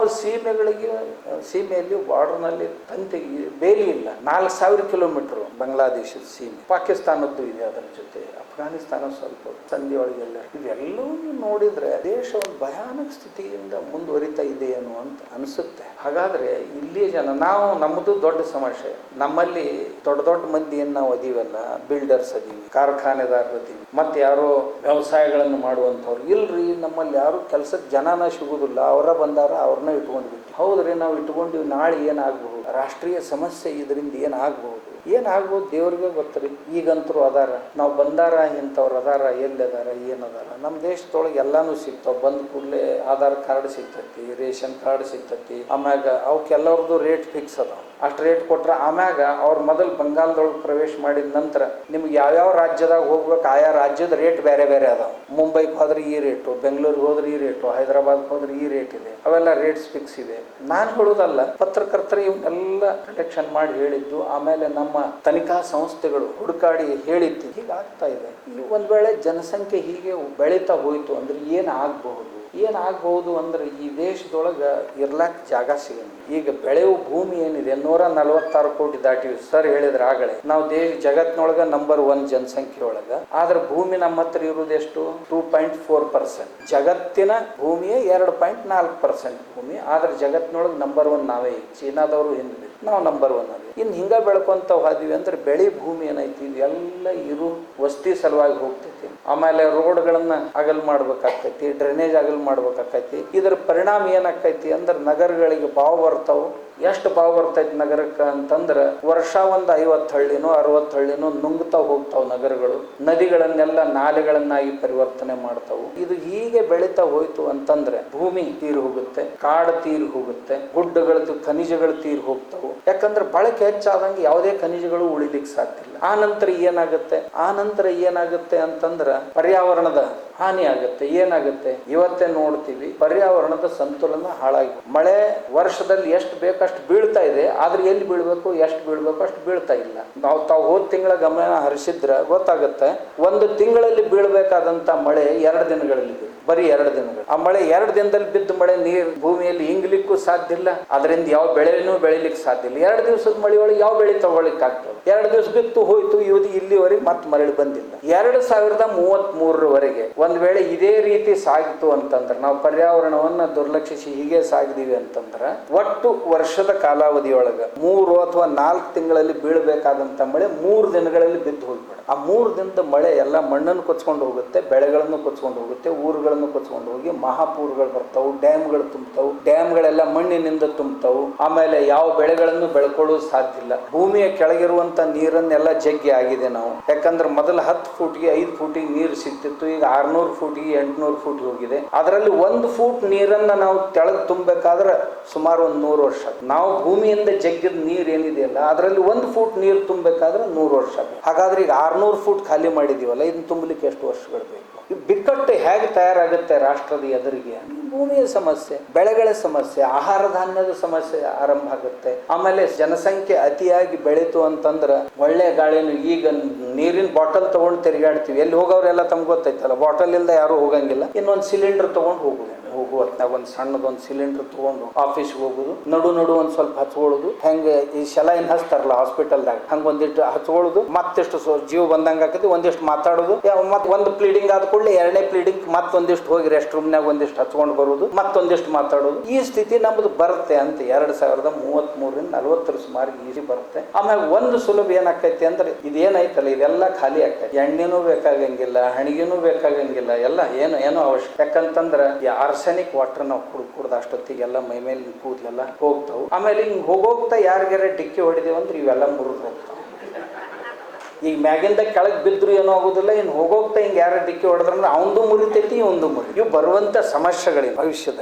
ಈಗ ಆಗ್ತಾವ್. ತಾವು ಫ್ಯೂಚರ್ ನೋಡಿದ್ರೆ ಅಂತಂದ್ರೆ ಇದೇ ಆಗೋದು, ಇನ್ನೇನ. ಆಮೇಲೆ ಇನ್ನು ಬರ್ಬರ್ತಾ ಇನ್ನೇನಾಗುತ್ತೆ ಅಂತಂದ್ರೆ ಕಾಡುಗಳ ನಾಶ ಆಗ್ತಾವು, ಪ್ರಾಣಿಗಳ ನಾಶ ಆಗ್ತಾವು. ಕಡಿಕೆ ಒಬ್ಬನ ಕಾಯಿ ಉಳ್ದಂಗೆ ಉಳ್ಯಾವ, ಏನಾರ ಮಾಡ್ಕೊಂಡು ಇಲ್ಲಿದ್ ಬದುಕಾವಂದ್ರೆ ಇವನ. ಯಾಕಂತಂದ್ರೆ ಉಷ್ಣತೆ ಹೆಚ್ಚಾಗ್ತದೆ. ಇವತ್ತು ನಾವು 48 ಡಿಗ್ರಿಗೆ ಬಂದೀವಿ, ಇನ್ನು 4 ಡಿಗ್ರಿ ಹೆಚ್ಚಾಯ್ತು ಅಂತಂದ್ರೆ 4 ಫೀಟ್ ಮಣ್ಣು ಉಸುಗಾಗಿ ಪರಿವರ್ತನೆ ಆಗುತ್ತೆ. ಆ ಉಸುಗಾಗಿ ಪರಿವರ್ತನೆ ಆಯ್ತಂದ್ರೆ ಯಾವ ಬೇರುಗಳು 4 ಫೂಟ್ಗಳವರೆಗೆ ಇರುವಂತ ಗಿಡಗಳದಾವ ಅವೆಲ್ಲ ಗಿಡಗಳು ನಷ್ಟ ಆಯ್ತು. ಅಂದ್ರೆ ಅಷ್ಟು ಜೀವ ಸೃಷ್ಟಿ ನಷ್ಟ ಆಯ್ತು. ಅವಾಗ ಯಾವ ಈ ಆಲ್ದ ಗಿಡದಂತಾವು, ಹಲಸಿನ ಗಿಡದಂತಾವು, ಇವೇನು ಹಿಂಗ್ ಚಿವುಟಿದ್ರೆ ಹಾಲು ಬರ್ತಾವಲ್ಲ ಅಂತ ಗಿಡಗಳು ಮಾತ್ರ ಉಳಿತು. ಇದು ಮುಂದ್ ಬರುವಂತ ಜನಸಂಖ್ಯೆ ಹೆಚ್ಚಾದ್ರೆ ಅದಕ್ಕೇನಕ್ಕೈತೆ ಹೇಳ್ರಿ, ದೇವ್ರು ಕೊಟ್ಟಾನ ಅವನ ಕಾಪಾಡ್ತಾನ ಅಂದ್ರೆ ಅವ ಹಿಂಗ್ ಕಾಪಾಡವದಾನ ಮುಂದೆ. ನಾವು ತಿಳಿದವರು ಎಚ್ಚರಾಗಿ ಇಲ್ಲ ಇದನ್ನ ಎಲ್ಲರೂ ಕೂಡಿ ಏನಾರು ಉಪಾಯ ಮಾಡಬೇಕು, ಮಟ್ಟಬೇಕು ಅಂತಂದ್ರೆ ಆಮ್ಯಾಗ ಇದು ಹಿಂಗ ಆಯ್ತು ಅಂತಂದ್ರೆ, ಒಂದ್ ಮನ್ಯಾಗ ಒಂದ್ ರೂಮ್ನ್ಯಾಗ 4 ಮಂದಿ ಇರೋದು ಹೆಂಗ 40 ಮಂದಿ ಇದ್ರೆ ಏನಾಕೈತಿ? ಮಾನಸಿಕ ಒತ್ತಡಗಳು ಹೆಚ್ಚಾಗ್ತಾವ ಅಂತಿರೋ ಇಲ್ಲ ಅಂತೀರ, ಅದನ್ನು ನಾವು ವಿಚಾರ ಮಾಡ್ಬೇಕು. ಒಂದು ಕೋಣೆ ಒಳಗೆ 4 ಮಂದಿ ಇದ್ದೀವಿ ಅಂತಂದ್ರೆ ಚಂದಾಗ ಇರ್ತೀವಿ. ಅದೇ ಕೋಣ್ಯಾಗ 40 ಮಂದಿನ ಹಾಕಿದ್ರಂದ್ರೆ ಇದು ದೇಶ ಇರುವುದು ಇಷ್ಟ, ಇದೇನ್ ದೊಡ್ಡದಾಗುದಲ್ಲ. ಇದರಾಗ ಇಷ್ಟು ಮಂದಿನ ತುಂಬಿದೀವಿ ಅಂತಂದ್ರೆ ಇವು ಹೆಚ್ಚಕ್ಕವ ಅಂತೀರಿ, ಇಲ್ಲ ಅಂತೀರಿ, ಹೆಚ್ಚಕ್ಕವು. ಅವಾಗ ಮುಂದೆ ಹೆಚ್ಚಾದವು ಅಂದ್ರೆ ಜಗಳ ಹೆಚ್ಚಾಕವು, ಜಗಳ ಹೆಚ್ಚಾದವು ಅಂತಂದ್ರೆ ಅಪರಾಧಗಳು ಹೆಚ್ಚಾಕವು, ಅಪರಾಧ ಹೆಚ್ಚಾದವು ಅಂದ್ರೆ ಕೋರ್ಟ್ ಹೆಚ್ಚು ಮಾಡ್ಬೇಕಾಕೈತಿ. ಅವಾಗ ನಮ್ಮ ಸಂಖ್ಯಾನು ಹೆಚ್ಚು ಮಾಡ್ಬೇಕಾಕೈತಿ. ಅವ್ರು ಅಲ್ಲಿಂದ ಎಲ್ಲಿ ಬೇಗ ನ್ಯಾಯ ಸಿಗ್ಲಿಲ್ಲ ಅಂದ್ರೆ ವಕೀಲರಿಗೆ ಬಡ್ಯಾಕ್ ಶುರು ಮಾಡ್ತಾರೆ. ಈ ಸ್ಥಿತಿ ಬರ್ತೈತಿ. ನಾವು ಆಮ್ಯಾಗ ಇನ್ನು ನಾವು ನ್ಯಾಯ ಎಲ್ಲಿ ತಗೋತೀವಿ ಅಂದ್ರೆ ಇನ್ನು ಕೋರ್ಟ್ನಾಗಿಲ್ಲ ರೋಡ್ ಮ್ಯಾಗ ನ್ಯಾಯ ತಗೋತೀವಿ ಅಂತ ಈಗ ತಗೊಳಕ್ ಹತ್ತಾರಲ್ಲ, ಮಂದಿ ಇಲ್ಲಾಗ ತಗೊಂಡ್ರಲ್ಲ. ಪಾರ್ಲಿಮೆಂಟ್ನೊಳಗಿನ ಅಲ್ಲಿ ಒಬ್ರು ದೊಡ್ಡ ನೇತಾರರು ಮಾತಾಡಿದ್ದಂತ ಅವ್ರು ಕೇಳಿದ್ರು ಇಲ್ಲೋ ಗೊತ್ತಿಲ್ಲ, ಯೋಗೇಂದ್ರ ಯಾದವ್ ಅವ್ರೊಂದ್ ಮಾತು ಹೇಳಿದ್ರು, ಇನ್ ಮುಂದೆ ಭವಿಷ್ಯದೊಳಗೆ ಯಾವ ನಿರ್ಣಯಗಳು ಪಾರ್ಲಿಮೆಂಟ್ ನಲ್ಲಿ ಆಗೋದಿಲ್ಲ, ಎಲ್ಲ ನಿರ್ಣಯಗಳು ರೋಡ್ ಮೇಲೆ ಆಗುದು. ಅಂದ್ರೆ ದೇಶ ಯಾವ ದಿಶೆಯಲ್ಲಿ ಅಲ್ಲಿದ್ದವ್ರು ಯಾರಿದ್ರು ಅದು ತಮ್ಗೆ ಗೊತ್ತದ. ಹೋರಾಟ ಮಾಡಕ್ ಬಂದು ಹುಡುಗರು ಎಷ್ಟಿದ್ದು ಯಾರು ಎಷ್ಟಿದ್ರು ಎಲ್ಲ ಗೊತ್ತದ. ಯಾರು ಊಟ ಕೊಟ್ರಪ್ಪ, ಯಾವ ಮೊಬೈಲ್ ರಿಪೇರಿ ಮಾಡಾಕಿದ್ದು ಮನುಷ್ಯ 10,000 ಮಂದಿಗೆ ಊಟ ಕೊಡ್ತಾನ. ಇದೆಲ್ಲ ನೋಡಿದೀವಿ ಅಂದ್ರೆ ಮುಂದೆ ಏನಾಗಬಹುದು ದೇಶದ ಸ್ಥಿತಿಗತಿ ಅಂತ ನಮ್ಗೆಲ್ಲ ಅರ್ಥ ಆಗ. ಒಂದ್ ವೇಳೆ ನಮ್ ಜನಸಂಖ್ಯೆ ಹೆಚ್ಚಾತು ಅಂದ್ರೆ ಸಂಘರ್ಷಗಳು ಹೆಚ್ಚಾಗ್ತಾವ. ಜನಸಂಖ್ಯೆ ಹೆಚ್ಚಾತು ಅಂತಂದ್ರೆ ಉಣ್ಣಾಕು ಸಿಗಂಗಿಲ್ಲ, ತಿನ್ನಾಕು ಸಿಗಂಗಿಲ್ಲ, ನೀರು ಸಿಗಂಗಿಲ್ಲ, ಊಟನೂ ಸಿಗಂಗಿಲ್ಲ, ಆರೋಗ್ಯನೂ ಸಿಗುದಿಲ್ಲ. ಇಂಥ ದೊಡ್ಡ ಜನಸಂಖ್ಯೆ ಆದ ನಂತರ ಯಾರಿಲ್ಲಿ ಸುರಕ್ಷಿತ ಉಳಿಯವರು ಅದಾರ? ಇವೆಲ್ಲ ಸಮಸ್ಯೆಗಳು, ಸಾಕಷ್ಟು ಸಮಸ್ಯೆಗಳು ಹುಟ್ಟುತ್ತವು. ಅದಕ್ಕೆ ಸರ್ ಹೇಳಿದ್ರಲ್ಲ, ನಾವು ಎಲ್ಲರೂ ಎಚ್ಚರಾಗುವಂತ ದಿವಸ ನಾವೆಲ್ಲರೂ ತಂದು ಒತ್ತಡ ಮಾಡಿ ನೋಡ್ರಿ, ನಮ್ಮನ್ನ ಅವ್ರು ಉಳಿಸ್ತಾರ ಇವ್ರು ಉಳಿಸ್ತಾರ ಅಂತಂದ್ರೆ ಯಾರು ಉಳಿಸೋದಿಲ್ಲ. ಯಾಕಂತಂದ್ರ ಎಲ್ಲೆಲ್ಲಿ ಸಂಖ್ಯೆ ಹೆಚ್ಚಾತು ಅಲ್ಲ ಯಾರು, ಅದೊಂದು ಪ್ರಾಂತ ನಮ್ದು ಹೋಗೈತಿ, ನಿಮ್ಗೆ ಗೊತ್ತೈತಲ್ಲ. ಬುದ್ಧರು ಹೆಚ್ಚಾದ್ರು ಅಂತ ತಿಳ್ಕೊಂಡು ಮೊದಲ ಭೂಟಾನ್ ಹೋತು, ಆಮೇಲೆ ಮ್ಯಾನ್ಮಾರ್ ಹೋತು, ತಿಬ್ಬತ್ ಹೋತು. ಆಮ್ಯಾಗ ಎಲ್ಲಿ ಯಾರ ಜನಸಂಖ್ಯೆ ಹೆಚ್ಚಾತು ತಮಗೆ 46 ಆಗಸ್ಟ್ ತಿಂಗಳಿನಲ್ಲಿ 10ಕ್ಕೆ action day, direct action day ದೊಳಗ ಎಷ್ಟು ಮಂದಿ ಕೊಲೆ ಆತು, ಎಷ್ಟು ಮಂದಿ ಧರ್ಮಾಂತರ ಮಾಡ್ಕೊಂಡ್ರು, ಅದು ತಮ್ಗೆ ಗೊತ್ತಿ. ಅದ್ರ ಪರಿಣಾಮ ಏನಾಯ್ತು ಅಂದ್ರೆ ಪಾಕಿಸ್ತಾನ ಮತ್ತು ಬಾಂಗ್ಲಾದೇಶಗಳು ಹುಟ್ಲಿಕ್ಕೆ ನಾಂದಿ. ಕೇರಳದೊಳಗ ಮೋಫ್ಲಾ ದಂಗೆಗಳಾದವು, ಏನೇನೋ ಹೇಳಿದ್ರು. ಅದ್ರ ಪರಿಣಾಮ ಏನಾಯ್ತು ಅಂದ್ರೆ ಇವತ್ತಲ್ಲಿ ಯಾರ ತಮ್ಮ ಮನಿ ಕಟ್ಟಬೇಕಾಗಿತ್ತು, ಪರ್ಮಿಷನ್ ಬೇಕಾಗಿತ್ತು ಅಂದ್ರೆ ಮಲಬಾರ್ನೊಳಗೆ ಪರ್ಮಿಷನ್ ಸಿಗುದಿಲ್ಲ. ಧರ್ಮಾಂತರ ಮಾಡಿದ್ರನ ಪರ್ಮಿಷನ್ ಕಿಟಕಿ ಬಾಗ್ಲಾ ಸಹಿತ ಚೇಂಜ್ ಮಾಡ್ಬೇಕಾಗಿದ್ರೆ ನೀ ನಮ್ ಜೊತೆ ಬಾ ಅಂದ್ರನೇ ನೀನ್ ಕಿಟಕಿ ಬಾಗ್ಲಾಗ ಹಚ್ಚಕ್ ಕೊಡ್ತೀವಿ ಅಂತ. ನಾನು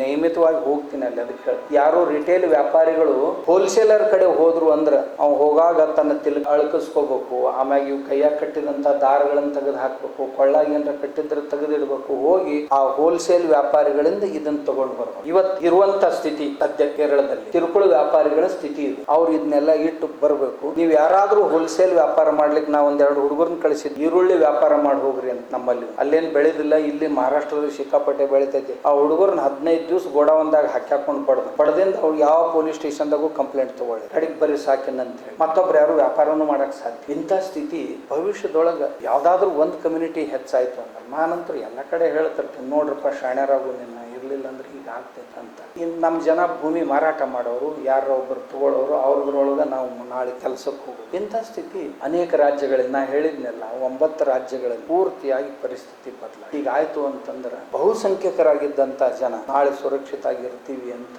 ನನಗರ ಅನ್ಸುತ್ತೆ. ನಾ ಇಲ್ಲೇ ನಮ್ಮ ಮಹಾರಾಷ್ಟ್ರದೊಳಗ ಅಜರಾ ಅಂತ ಒಂದು ತಾಲೂಕು, ಅಲ್ಲೊಂದು 25-30 ವರ್ಷದಿಂದ ಸಾಹೇಬ್ರ ಒಂದ್ ಹಳ್ಳಿಗೆ ಒಂದು ಕಾರ್ಯಕ್ರಮಕ್ಕೆ ಹೋಗಿದ್ದೆ. ಅಲ್ಲೊಂದು 4-5 ಮನೆಗಳಿತ್ತು. ಈಗ ಮೊನ್ನೆ ಮತ್ತ ಹಳ್ಳಿಗೆ ಒಂದು 25 ವರ್ಷದ ನಂತರ ಹೋದೆ. ಆ ಊರಾಗ ಯಾರು ಸಿಗಲಿಲ್ಲ ನಮ್ಮವ್ರು. ಅವು ಅಂಜ್ಕೋತ ಒಂದು ಗುಡಿ ಕಾರ್ಯಕ್ರಮ ಇಟ್ಟಿದ್ದು. ಅವನ ಸರ್ಪಂಚನು, ಅವನ ಸದಸ್ಯರು, ಅವರ ಸಾಲಿನೂ ಅವರ ತೆಗದಾರ, ಎಲ್ಲ ತೆಗದಾರ. ಇವ್ರ ಅಲ್ಪಸಂಖ್ಯಾತರು. ಅವ್ ಮೊದಲ್ 4 ಮನೆ ಇದ್ದು, ಈಗ ಇಡೀ ಊರ ಅಲ್ಪಸಂಖ್ಯಾತ ಆತು, ಅವ್ರ ಬಹುಸಂಖ್ಯೆ. ಈಗ ಅವ್ರನ್ನ ಕೇಳಾರ್ದ ಏನೂ ಮಾಡಕ್ ಬರಂಗ ಸ್ಥಿತಿ ಅಲ್ಲ.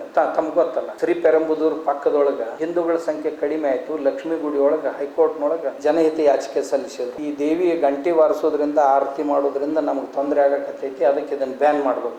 ಶುರು ಆಗ್ತಾವ ಈ ಸಮಸ್ಯೆಗಳು. ಬಿಕ್ಕಟ್ಟು ಯಾವ ರೀತಿ ನಿರ್ಮಾಣ ಆಗ್ತಾವ ಅಂತ ನಾವು ಊಹಿಸ್ಲಿಕ್ಕೂ ಸಾಧ್ಯ ಇಲ್ಲ, ಅಂತ ಬಿಕ್ಕಟ್ಟುಗಳು. ಅದಕ್ಕೆ ನಾ ಹೇಳಿದ್ನಲ್ಲಿ ಇವೆಲ್ಲ ಯಾವಾಗ ಆಗ್ತಾ ಇದ್ದಾವ ಅಂದ್ರೆ, ಈ ದೇಶದಲ್ಲಿ ಪತ್ರಕರ್ತರು ಅದಾರ, ಈ ದೇಶದಲ್ಲಿ ಪೊಲೀಸರು ಅದಾರ, ಈ ದೇಶದಲ್ಲಿ ಮಿಲಿಟರಿ ಐತಿ, ಈ ದೇಶದಲ್ಲಿ ಎಲ್ಲ ಸೆಕ್ಯೂರಿಟಿಗಳದಾರ. ಆಮೇಲೆ ಎಲ್ಲರೂ ನಾವು ಅದೀವಿ, ನೀವು ಅದೀರಿ, ಎಲ್ಲರೂ ಅದೀವಿ. ಇಲ್ಲಿ ವಕೀಲರು, ನ್ಯಾಯಾಧೀಶರು ಎಲ್ಲರೂ ಅದಾರ. ಹೀಗಿದ್ದು ಸಹಿತ ಹಿಂಗ್ಯಾಕೈತ್ರಿ ಅಂತಂದ್ರ ಇದಕ್ಕೆ ಒಳ್ಳೆ ಕಾನೂನು ಬರುವ ಅವಶ್ಯಕತೆ ಐತಿ. ಕಾನೂನು ತರಲಿಕ್ಕೆ ನಾವು ಸರ್ಕಾರದ ಮೇಲೆ ಒತ್ತಡ ಹಾಕಬೇಕು. ಇಂಥ ಈ ಲವ್ ಜಿಹಾದ್ ಚಟುವಟಿಕೆಗಳೇ ಆಗಿರ್ಲಿ, ಅಥವಾ ಈ ನುಸುಳುಕೋರಿಕೆ ಚಟುವಟಿಕೆಗಳೇ ಆಗಿರ್ಲಿ, ಅಥವಾ ಯಾವ ಈ ಜನಸಂಖ್ಯೆ ಏರೋದಕ್ಕೆ ಕಾರಣವಾದಂತ ಚಟುವಟಿಕೆಗಳೇ ಆಗಿರ್ಲಿ, ಇವು ಎಲ್ಲವುಗಳನ್ನ ಮಟ್ಟ ಹಾಕಬೇಕು. ಅದಕ್ಕಾಗಿ ನೀವು ಕಠಿಣವಾದಂತ ಕಾನೂನನ್ನು ತರಬೇಕು ಅಂತ ಹೇಳಿ ಆ ಕಾನೂನು ತರಿಸಿ ಅದನ್ನ ಇಂಪ್ಲಿಮೆಂಟೇಷನ್ ಮಾಡಿಸಿದ್ರೆ ದೇಶ ಉಳಿಲಿಕ್ಕೆ ಸಾಧ್ಯನೇ ಹೊರತು ಇರ್ಲಿಲ್ಲ ಅಂದ್ರೆ ಯಾರು ನಮ್ಮನ್ನ ಯಾವ ಮಠಾಧೀಶರು ಉಳಿಸಾಕ್ ಸಾಧ್ಯ ಇಲ್ಲ, ಪೀಠಾಧೀಶರು ಉಳಿಸಾಕ್ ಸಾಧ್ಯ ಇಲ್ಲ, ಯಾರು ದೊಡ್ಡ ನೇತಾರರು ಉಳಿಸಾಕ್ ಸಾಧ್ಯ ಇಲ್ಲ, ಯಾರು ನಮ್ಮನ್ನು ಉಳಿಸಾಕ್ ಸಾಧ್ಯ. ನಾವು ಉಳಿಸ್ಬೇಕಾಗಿದ್ರೆ ಇದೇ ಒಂದು ಮಾರ್ಗದಿಂದ ಉಳಿಸ್ಬೋದು ಅಂತ ಅನ್ಸುತ್ತೆ. ಅದ್ರಾಗ ತಮ್ಮಂತವ್ರು ನಾ ಏನ್ ಹೇಳುದು, ಏನ ಅಂತಾರಲ್ಲ, ಎಲ್ಲ ಶಾಣ್ಯಾರ ಮುಂದೆ ಒಬ್ಬ ದಡ್ಡ ಬಂದು ಏನೇನೋ ಮಾತಾಡಕತ್ತಿದ್ನಂತವ್ರು ಕುಂತ್ಕೊಂಡು ಕೇಳಕತ್ತಿದ್ರಂತ. ಹಂಗ ನಿಮ್ದು ಆಗೈತಿ. ಇನ್ನಷ್ಟು ದಡ್ಡತನದ ಪ್ರದರ್ಶನ ಬೇಡ ಅಂತ ಹೇಳಿ ನನ್ನ ಪೂಜ್ಯರ ಆಶೀರ್ವಚನ ನಮ್ಮ ಜೀವನದಲ್ಲಿ ಸದಾ ಧರ್ಮ, ದೇಶಭಕ್ತಿ ಮತ್ತು ಸತ್ಪ್ರೇರಣೆಯ ಮಾರ್ಗದರ್ಶಕವಾಗಿರಲಿ ಎಂದು ಪ್ರಾರ್ಥಿಸುತ್ತೇವೆ. ಇದೀಗ ಎಲ್ಲರೂ ಕಾತುರದಿಂದ ಕಾಯುತ್ತಿರುವ ಕ್ಷಣ. ಜನಸಂಖ್ಯಾ ಬಾಹುಳ್ಯ ಮತ್ತು ರಾಷ್ಟ್ರೀಯ ಬಿಕ್ಕಟ್ಟು ಎಂಬ ಸಮಕಾಲೀನ ಹಾಗೂ ಅತ್ಯಂತ ಮಹತ್ವದ ವಿಷಯದ ಕುರಿತು ತಮ್ಮ ಅಮೂಲ್ಯ ವಿಚಾರಗಳನ್ನು ಹಂಚಿಕೊಳ್ಳಲು ಹಿರಿಯ ಚಿಂತಕರು ಹಾಗೂ ವಿಶ್ಲೇಷಕರಾದ ಡಾಕ್ಟರ್ ಶ್ರೀ ಕೃಷ್ಣ ಎಸ್ ದೀಕ್ಷಿತ್ ಅವರನ್ನು, ವಿಶ್ರಾಂತ ನ್ಯಾಯಮೂರ್ತಿಗಳು, ಕರ್ನಾಟಕ ಹಾಗೂ ಒಡಿಶಾ ಉಚ್ಚ ನ್ಯಾಯಾಲಯ ಅವರನ್ನು ಗೌರವಪೂರ್ವಕವಾಗಿ ಆಹ್ವಾನಿಸುತ್ತೇನೆ. ಕನ್ನೇರಿ ಗುರುಗಳ ಆಶೀರ್ವಾದದೊಂದಿಗೆ ನನ್ನ ಮಾತು ತುಂಬಾ ಔಪಚಾರಿಕವಾಗಿ ಇಂಥ ವಿಷಯವನ್ನ ಮಂಡಿಸಬಾರ್ದು. ಹಾಗಾಗಿ ಹೆಚ್ಚು ಅನೌಪಚಾರಿಕವಾಗಿ ಮಾತು ಚರ್ಚೆ ನಡೆಸೋಣ. ವೆಲ್ತ್ ಆಫ್ ದ ನೇಷನ್ಸ್ ಅನ್ಕೊಂಡು ಆಡಮ್ ಸ್ಮಿತ್ ನ ಒಂದು ಪುಸ್ತಕ ಇದೆ. ನೀವು ಓದಲೇಬೇಕಾದಂತಹ 50 ಪುಸ್ತಕಗಳು ಅನ್ಕೊಂಡು ರಜಲ್ ಒಂದು ಲಿಸ್ಟ್ ಮಾಡಿದ್ದಾನೆ, ಬರ್ಟ್ರಾಂಡ್ ರಜಲ್. ಅದರಲ್ಲಿರುವಂತಹ ಒಂದು ಪುಸ್ತಕ ಇದೆ. ಅವನು ಬರೀತಾನೆ, 7ನೇ ಶತಮಾನದ ಭಾರತದಲ್ಲಿ ಯಾವುದೇ ಆಕ್ಯುಪೇಷನ್ ಮಾಡದೆ ಪ್ರತಿಯೊಬ್ಬರು ಮನೆ ಕಟ್ಟಿಕೊಂಡು ಊಟ ಮಾಡಿಕೊಂಡು ತಿರ್ಲಿಕ್ಕೆ ಬರುವಂಥ ಆರ್ಥಿಕ ವ್ಯವಸ್ಥೆ ಇತ್ತು ಅಂತ ಬರೀತಾನೆ.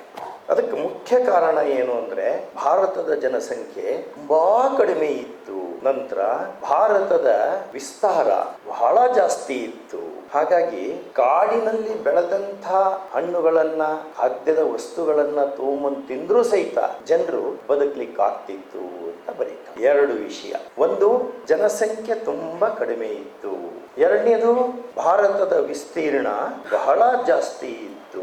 ವಿಸ್ತೀರ್ಣ ಪ್ರೊಡಕ್ಟಿವಿಟಿಗೆ ಸಂಬಂಧಪಡುವಂಥದ್ದು, ಜನಸಂಖ್ಯೆ ಕನ್ಸಂಪ್ಷನ್ಗೆ ಸಂಬಂಧಪಡುವಂಥದ್ದು. ಸಿಂಪಲ್ ಆಗಿದೆ. ವಿಸ್ತೀರ್ಣ ಕಡಿಮೆ ಆಗ್ತಾ ಹೋಗಿ ಜನಸಂಖ್ಯೆಯ ಬಾಹುಳ್ಯ ಜಾಸ್ತಿ ಆಗ್ತಾ ಹೋದ್ರೆ ಯಾವುದೇ ಒಂದು ಸಿಸ್ಟಮ್ ಫೇಲ್ ಆಗ್ತದೆ.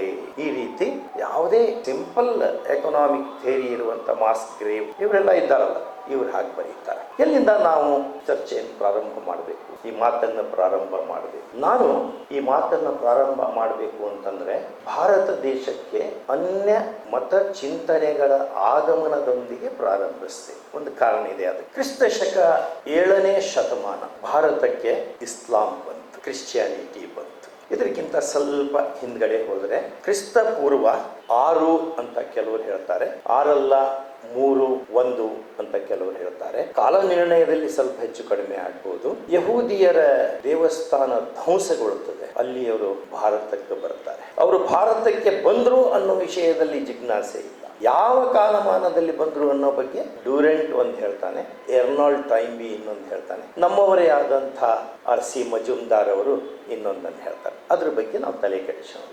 ಕ್ರಿಸ್ತ ಶಕ 7ನೇ ಶತಮಾನ, ಕ್ರಿಸ್ತ ಶಕ 1ನೇ ಶತಮಾನ, ಕ್ರಿಸ್ತ ಪೂರ್ವ 1ನೇ ಶತಮಾನದಲ್ಲಿ ಪಾರ್ಸಿಗಳು ಈ ಭಾರತಕ್ಕೆ ಬಂದರು. ಯಾರ್ಯಾರು ಬಂದರು? ಯಹೂದಿಯರು ಬಂದರು, ಪಾರ್ಸಿಗಳು ಬಂದರು, ಕ್ರಿಶ್ಚಿಯಾನಿಟಿ ಬಂತು.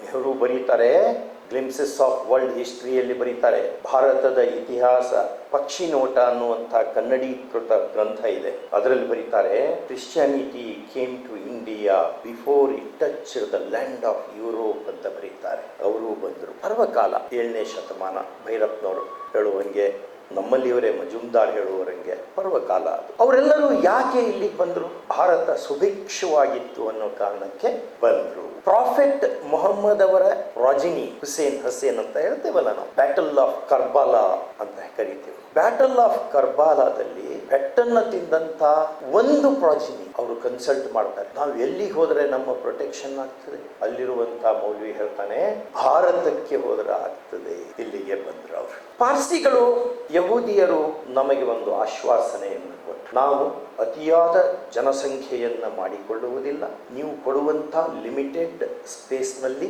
ಯಾರನ್ನೂ ಕನ್ವರ್ಟ್ ಮಾಡದೆ ಬದುಕ್ತೇವೆ ಎನ್ನುವಂತ ಅಶ್ಯೂರೆನ್ಸ್ ಅನ್ನು ಕೊಟ್ರಂತೆ. ಆ ಪ್ರಕಾರ ಅವರು ನಡ್ಕೊಂಡ್ರು. ಪಾರ್ಸಿಗಳ ಇಂದಿನ ಜನಸಂಖ್ಯೆ ಸುಮಾರು 66-67 ಸಾವಿರ ಅಂತ ಒಬ್ರು ಹೇಳ್ತಾರೆ, 91 ಸಾವಿರ ಅಂತ ಇನ್ನೊಬ್ರು ಹೇಳ್ತಾರೆ. ಗೂಗಲ್ನಲ್ಲಿ ನೀವು ನೋಡಿದರೆ ಅದು ಏನೇ ಇದ್ರೂ 1 ಲಕ್ಷಕ್ಕಿಂತ ಕಡಿಮೆ ಇದೆ. ಅವರು ನಮ್ಮ ದೇಶದ ತೊಂದರೆದಾಯಕ ಸಮಯದಲ್ಲಿ ದಾದಾಬಾಜಿ ಬಾಯಿ ನವರೋಜಿಯಿಂದ ಹಿಡಿದು ಇಲ್ಲಿವರೆಗೆ ಸೋಲಿ ಸೋರಾಬ್ಜಿಯವರೆಗೆ, ಪಾಲ್ಕಿವಾಲ, ಸೀರ್ವಾಯಿ, ಖೇರ್ಗಮ್ವಾಲ, ಸರ್ದಿನ್ ಶಾ ಮುಲ್ಲಾ ಅವರೆಲ್ಲರೂ ನಮ್ಮ ದೇಶಕ್ಕೆ ಕೊಡುಗೆಯನ್ನು ಕೊಡ್ತಾರೆ. ಯಾರೂ ತಮ್ಮ ಜನಸಂಖ್ಯೆಯನ್ನು ಜಾಸ್ತಿ ಮಾಡಲ್ಲ. ನಮ್ಮ ಜನಸಂಖ್ಯಾ ಬಾಹುಳ್ಯವನ್ನು ಮಾಡಿಕೊಂಡು, ನಮ್ಮ ಮತ ಸಂಖ್ಯೆಯನ್ನು ಜಾಸ್ತಿ ಮಾಡಿಕೊಂಡು, ಪೊಲಿಟಿಕಲ್ ಸಿಚುವೇಶನ್ ನಮ್ಮ ಪರವಾಗಿ ಉಪಯೋಗಿಸ್ಲಿಕ್ಕೆ ಬರ್ತದೆ ಅಂದ್ಕೊಂಡು ಎಂದೂ ಅವರು ಕೇಳ್ತಾರೆ. ಆ ರೀತಿ ಅವರು ಬದುಕಿದ್ರು. ಯಹೂದಿಗಳು ಸಹಿತ ಅದೇ ರೀತಿ ಅವರು ನಮ್ಮ ಕೇರಳದಿಂದ ಮೊನ್ನೆ ಹೋಗಿದ್ದಾರೆ. ಯಾಕೆಂದ್ರೆ ಯಹೂದಿಯವರ ಕಾನ್ಸ್ಟಿಟ್ಯೂಷನ್ದಲ್ಲಿ ಒಂದು ಆರ್ಟಿಕಲ್ ಇದೆ, ಯಾರ ಅಭಿದಮನಿಯಲ್ಲಿ ಯಹೂದಿ ರಕ್ತವು ಹರಿಯುತ್ತದೆಯೋ ಅವರೆಲ್ಲರಿಗೂ ಇಲ್ಲಿಗೆ ಇಸ್ರೇಲಿಗೆ ಬಂದು ನೆಲೆಸುವ ಮೂಲಭೂತ ಹಕ್ಕಿದೆ ಅಂತ ಅವರು ಸಂವಿಧಾನದಲ್ಲಿ ಪಡ್ಕೊಳ್ತಾರೆ. ನೇರವಾಗಿ ಅವರು ಅಂದ್ಕೊಂಡು ಹೋಗ್ಬೋದು. ಟೆಸ್ಟ್ ಮಾಡ್ತಾರೆ, ನಿಮ್ಮ ಬ್ಲಡ್ ಯಹೂದಿ ಬ್ಲಡ್ ಇತ್ತು ಅಂದ್ರೆ that's visa for you. Not only visa, you will be given citizenship there, because ನೀವು ಎಲ್ಲಿದ್ರೂ ಸಿಟಿಜನ್ಶಿಪ್ ಕೊಟ್ಬಿಡ್ತಾರೆ. ಬೇರೆಯವರ ಬಗ್ಗೆ ನಾನು ಹೆಚ್ಚು ಹೇಳಲ್ಲ. ನೀವೆಲ್ಲ ಚಿಂತಕರು ಇವತ್ತಿನ ಪ್ರೆಷರ್ ಆಫ್ ವರ್ಕ್ ಅನ್ನು ಮುಗಿಸ್ಕೊಂಡು ಇಲ್ಲಿಗೆ ಬಂದಿರಿ, ನಿಮಗೆ ಹೆಚ್ಚು ಹೇಳುವಂಥ ಅಗತ್ಯ ಇಲ್ಲ ಅನ್ನೋದು ನನ್ನ ನಂಬಿಕೆ. ಉಳಿದಂಥವ್ರ ಬಗ್ಗೆ ನಾನು ಜಾಸ್ತಿ ಹೇಳುವಂಥ ಅಗತ್ಯ ಇಲ್ಲ. ಅಲ್ಲಿಗೆ ಮಾತು ಮುಗಿಸಾಕ್ ಬರಲ್ಲ. ನಮ್ಮ 1957 2ನೇ ಇಸ್ವಿಯಲ್ಲಿ ನಮ್ಮ ದೇಶದಲ್ಲಿ ಕೇಂದ್ರ ಸರ್ಕಾರ ಫ್ಯಾಮಿಲಿ ಪ್ಲಾನಿಂಗ್ ಅನ್ನ ತಗೊಂಡು ಬಂತು. 1952 ಮೊದಲನೇದು. ಅದು ಹೇಗೆ ಪ್ರಾರಂಭ ಆಯ್ತು? 2, 3 ಬೇಕು, 4 ಮಕ್ಕಳು ಸಾಕು. ನೋಡಿ, 4 ಮಕ್ಕಳಿಗಿತ್ತದು. ಅದಾದ್ಮೇಲೆ ಬರ್ತಾ 1, 2 ಬೇಕು, 3 ಮಕ್ಕಳು ಸಾಕು.